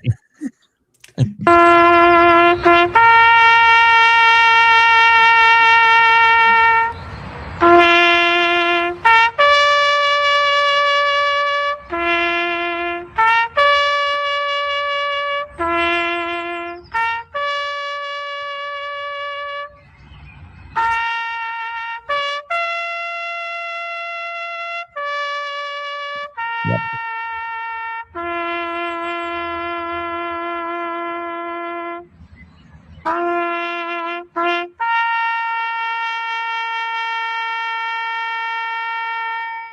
Oh no! What happened? Oh no! How terrible! That's just awful. How terrible! Oh no! So now that actually is from the military, right? So actually that sound I got is from the military, from our military website. It is. And it is in America. It is Memorial Weekend. So shout out to all of our veterans, but also to all our fallen heroes. That's what Memorial Day is about. So taps for them, but also for our fallen studios. And I don't know how they survive. So Marathon numbers right now, they're in the 10,000-ish range, which is still good, by the way. It's not bad. It's just I don't know how they're making revenue. Are they actually sustainable with that or not? And that's on Steam. I don't know what it's like on Xbox. I don't know if it does well on PlayStation. As I understand it, there was like the split wasn't all that great. It was mostly like on PC and Xbox, but I don't know. But like maybe I'm wrong. But either way, I think Marathon is in not so great shape. So Splendor for his $2. How many players does Marathon currently have? So there's your answer. It's not looking good. And Destiny is going away. Yep. Yeah. It's not like we didn't see this. A lot of us have been like sort of assuming or predicting, it doesn't look good, and this could end up happening. And When we had the financials, we're going to invest in the marathon game that people are playing. It's like, yeah, but that's all corporate speak. What you didn't tell me was we're working on the next game with Bungie. And since they aren't working on another game, I don't know what the value of that studio is anymore. So they're basically either going to be on, we keep marathon running for 6 months. And if it turns around, it turns around. If it doesn't turn around, goodbye. And I think that's unfortunately where it's going to be. I don't know that it's going to turn around. It's very hard to bring it back. So I don't know, right? There's enough games out there. And think about what's coming in 6 months. There's a little game called GTA. It's going to eat everything else. It just is, right? And so now you want to try to make your thing take over. I don't see it. I don't know how that's going to work out for them. But hey, good luck to them. If they can somehow pull it off, awesome. It just seems like it's almost a certainty that this studio will be shut down within the next year, if not much sooner. It just seems like they're headed in that direction. I don't know that they make it through the holidays. Unfortunately, I just think that's what's going to happen. Sad, but it was a predictable outcome. This is kind of like the big punctuation mark for the Jim Ryan era. The 3.6 billion was better spent than ABK. Well, I mean, ABK has already given them many, many billions in profit since they've been bought, and more so than what you spent on this, and have gotten jack diddly and had to write off $750 million, last quarter. Not good. Not good. I don't know how that works out for you. As far as Sony itself, but I just have a feeling that like at the top, the Hiroki level, he's going to be like, I'm not investing a dime. Get out of here. Shut this thing down. Right. And I'm sure a big chunk of them are going to get laid off pretty soon. We'll see how much that means for Marathon. I kind of like your idea, Fuzzy, to put them onto some other games, but I don't think they have the appetite. I just don't. I don't think like at the Hiroki level that he has the appetite. He's like, you spent my billions and have given me nothing. So you can screw off. I'm not spending any more. You haven't proven that it works. So, it's an unfortunate thing. On top of that, they're taking away even making money on PC with like supposedly. I don't know if that's true or not, but like what we're hearing from Jason, and he's generally pretty good about these things. So if it's true, it's true that they're pulling their ports for their campaign, single player games from PC. It's like, okay, that's even more money taken out. I just don't see how this studio survives. I'm still surprised that Fair Games, or maybe that's the new, what's it called? Breaking in or Break-In or something, whatever that new trademark they created. Maybe that's that game, and we're going to see it on June 2nd. But like, I'm surprised that's still around too, and they keep investing in that. Of course, we have the 7 billion different versions of Horizon that have to keep being made. So I don't know what's going on with any of those. Don't they have like 4 projects or something like that, right? Like coming out. I don't know. Whatever. We'll see what happens with any of those games. Is 4Loop out or not out? I don't know if that was like, that's one of their games too, right? It's not their first party, but anyways, whatever. There's so much going on with their live service stuff. It's disappointing to see how it went. This was the more sure bet, because it's like, hey, you're buying an established franchise that's already running, doing its thing, and then you mucked it up. I mean, like, they didn't even allow Destiny 2, Marathon to have a campaign. That was on Sony. They decided not to invest in the campaign. And it's like, well, hold on. Like, you took me out of it. I'm like, what? It doesn't have a campaign. I'm not going to bother with this game. I don't care. I only want to play the campaign. Right. So give me a Bungie campaign. Right. They didn't do that. Nope. So what a waste. Like, what a waste. And shout out to Phil for not, jumping on trying to bring them back and realizing that this was not going to work. Not going to work. And, let it go. And, this is where they are. Yep. So yeah, it's a sad thing. I don't like take any, right. I don't take this as something great or like, haha, ponies. Like, no, This is like near 1,000 people work there, and they're going to lose their jobs, and that just really sucks. And one of the premier studios that made like one of my favorite games of all time in Halo is going to die. But this happens. It is what it is. BioWare isn't the same BioWare that made Mass Effect, another set that I really love, one of my top games as well, right? It is what it is. Like, this is just the world we're in. Like, people move on, and, you know, the studio just isn't able to sustain and create something that keeps them running. This is just sad, but it is what it is. But yeah. Yeah. So a comment that's on the screen actually came from a pony right before when the acquisition was first announced for Bungie. Oh, yeah. He made the comment. Yeah, they'll make it back in a week. And everybody's like, well, all the other ponies on the panel were like, well, no, there's no way they're going to do it. Like, why not? Well, why not? Yeah, well, why not? It's because it's obviously ignorant to think something stupid like that. And apparently he was proven that he's a dumbass and doesn't know what the fuck he's talking about. I mean, like, you just have to look at the revenue. It's obviously that was not going to happen. ABK, they made like $2 billion in profit every year, which, by the way, is an insane amount of profit. That's a lot of profit. Okay. Yep. You know, that, you know, just think that PlayStation made near $3 billion in profit for the entire PlayStation division. And they were making just, you know, with the few franchises they put out, Activision was making $2 billion in profit. There's no way that freaking this was going to make $3.5 billion in profit in a week. Are you like, whatever? I don't even understand what world they're in to think these things. Do they look at any numbers at all? It's like, come on. That was not the intent. So but on anyway, we have Colt Eastwood posted this a couple of days ago. This is just a post from Microsoft. Okay, this is from right. And this was 2 days ago. Okay, and it says, and I'm going to read this one, Hargeet.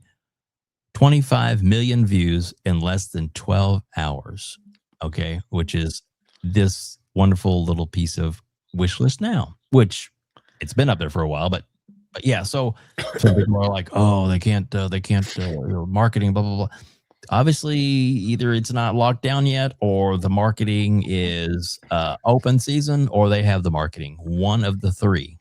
That is the case. And Microsoft, if they're doing this now, make bundles, make bundles, make bundles, make bundles, make bundles. Have a bundle that comes out with the S saying that the most affordable way to get into GTA, boom, whatever the price is with the game, maybe exclusive controller, maybe exclusive artwork on the box, whatever you got to do, get them together, get them into, you know, next gen gaming is here. Grand Theft Auto 6 gets this Xbox at this low price. Oh, and by the way, you'll have access to the next Call of Duty because it's the next gen. You'll have access to the new Madden because it's next gen only. Those kind of things, all in the marketing and how you do it. And that's what you want to do, is you want to get in there now. Because what's Sony been doing? Hey, get ready for Grand Theft Auto 6, sending out members to everybody that still owned a PlayStation 4. Better get upgraded, because the only way you're gonna be able to play that is on a 5. Yeah, so that's obviously not quite true, but that's what they're marketing. It's what they're supposed to be doing, is get their systems and get them out there. And this could be a big turning point. I'm not gonna silly go around the horn on this, because it's just nice to see that they're doing this. It's a good thing. We did have one more super chat, and then we're gonna wrap this puppy up. If anybody has any comments when we're doing the wrap up, you definitely can do that. Can you get the last super chat there, Hargeet? All right. Yeah, this is another big one. Splendiferous $2. Since they're stopping PC support, what about Nixus?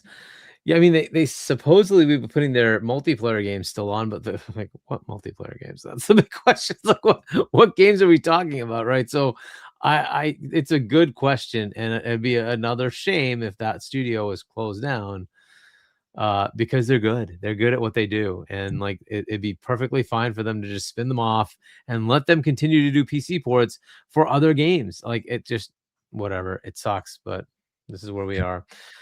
Sal Dog, member for 6 months. You got to read it this way. Sal Dog 1. That's how you have to say it. That's the way D1 does it. All right. Thanks, Sal. Appreciate you. So yeah, gosh, great show. Oh my gosh, we went over 3 hours. I'm sorry, Fuzzy, I didn't really go over that long. You're like, he's wishing like, would you never shown up at all? No, dude, we're so grateful that you're here. Thank you so much. And next week's show, maybe as long or not as long. It's at least going to go 2 hours. I guarantee it, because we have a lot of people coming in and out. It's going to be pretty crazy because it is the road to the summer game fest / Xbox World Domination, whatever it's going to be called. I'm sorry. It's going to be amazing. We're going to have some good guests on, and hopefully you'll be here to watch and listen with us. It could be quite an enlightening show. It could be a lot of fun to have. I know a lot of people are doing some build-up shows, but we will be doing that. Plus, we will be doing some live remotes and things like that from the actual events themselves. I will definitely be opening up my phone and doing some live stuff. So make sure you subscribe to the channel to get those impromptu little fun things that we will be throwing up all weekend long, the weekend after next. But gosh, Fuzzy, thank you so much for being here. Please tell everybody where they can reach out to you, where they can find you, and all that kind of good stuff, because I know you're on a lot of great shows as well. Oh, as always, I always appreciate the invite. Thank you for having me on, and for everybody in the chat. Well, one, make sure you hit that like button, subscribe if you haven't already. It's greatly appreciated. But play Forza Horizon 6 if you haven't already. If you haven't played it yet, I don't know what you're doing, but you definitely give it a try. Even if you're like not really a car enthusiast, but you just want to like drive around, areas of Japan, or at least take the scenic route, take some pictures. It has everything that you could possibly want to at least give a try and hang out or just have fun with friends in Forza Horizon. It's definitely worth either subscribing to Game Pass, buying, or playing through a variety of different methods. But yeah, Forza Horizon 6 is the game to pick up now. But do a search for Fuzzy Belvedere on all social media. You'll be able to find me. I'm going to put the link in the chat for my YouTube channel as well as my wife's YouTube channel. So if you're into horror movies, come hang out with us on Fridays, 6 p.m. Eastern Standard Time. I've just had the movie on the tip of my I don't know, Doomsday, I think, is the movie that we're going to be doing this coming Friday. And we just did the movie Mimic, which if you don't like bugs, then you may not want to see that movie. But if you want to hear some crazy things about the movie or just us getting off track, check it out. YouTube channel listing in the chat for Friday Night Ferocious Feed. But as always, clear that backlog. Get ready for a heck of a showcase come June. So that's 2 weeks away. Mm-hmm. And yeah, just keep on gaming. That's about the best I could say. Yeah. And thanks again for having me. Dude, thank you so much for being here. We love having you on, dude. And I can't wait to meet you in person in 2 weeks. It's going to be really cool. Also, the link is in the description for all his shows, including his wife's show, is in the description right now of this video. Or if you're watching us on YouTube, it's in the description. Or if you're listening later on audio, it is also in the links there. We did get another super chat, Hargeet, there before we. Sure. Sal Dog 1, however you say it, $2. Don't play Forza with people from Ray Ray's chat. Are they kind of brutal? Kind of knocking you off the road a little bit? Just saying. Could get kind of crazy. But yeah. Oh, man. Great show. Hargeet, please tell everybody where they can reach out to you, where they can find you. A lot of big shows coming up for you as well, sir. Please let everybody know. Yeah. So my channel is now up there. It's Hargeet Chani 1 on YouTube. Here's my merch link, shop.chani.us. Check that out. Yes. And then, I'll be on with Fawns on Tuesday at 7 p.m. Wednesday with Boom, 7 p.m. again. And then Friday with See Money and Doodle. I think we're on this Friday. And then Saturday I'll be on. That's 8 p.m. US Eastern Time on Point for Gamers. And then Saturday I'll be on with Lemon, Dragon's Den. I think he does this at 6 o'clock on Saturday, 6 p.m. Eastern. So I'll be on with him, and it's basically like everybody's rotating in. Same thing. It's predictions, thoughts about the showcase, what's coming up, and then we'll be back on next Sunday to do our predictions for the showcases that are coming. And then we have a Sony show the next week, so we'll see. We have the Sony showcase, and then the SGF, and then Microsoft showcase. There's all sorts of fun stuff going on, right? So we'll be able to do a compare and contrast on if we try to do a show sometime right after the FanFest event, right? We'll have all three of those big showcases to go over. Oh, man, it's gonna be big. It'll be fun times. It will. I can't wait to make a thumbnail for that one. Jesus. gonna be crazy. Gonna be crazy. And there's even a rumored that there may be some kind of Nintendo thing coming up too. Who knows? But we will see. No official announcements there, but we will see. Guys, thank you all so much for being here. We really appreciate each and every one of you. Still over 220 people watching us live, either on YouTube or on X. Thank you for hanging out for the whole show. And I know we went a little long tonight, but you know what? We're all pumped up and excited for this that's going to happen. And like I said, please hit the subscribe button. Don't forget to come back next week. We're going to have a great one. And Day Reezy. It's good seeing Day Reezy there. Gotta make sure we get that in for Day Reezy. And also, just and gotta hear from Dirt on the way out. If you like this video, please hit the like button. Thanks everybody for joining us here on the Gamers Council.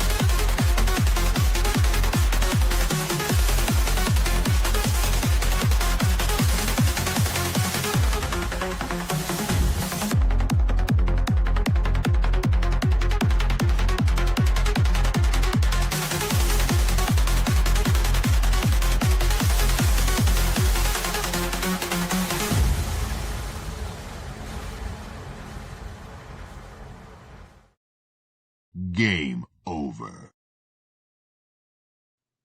Alright, now lose it. Go crazy.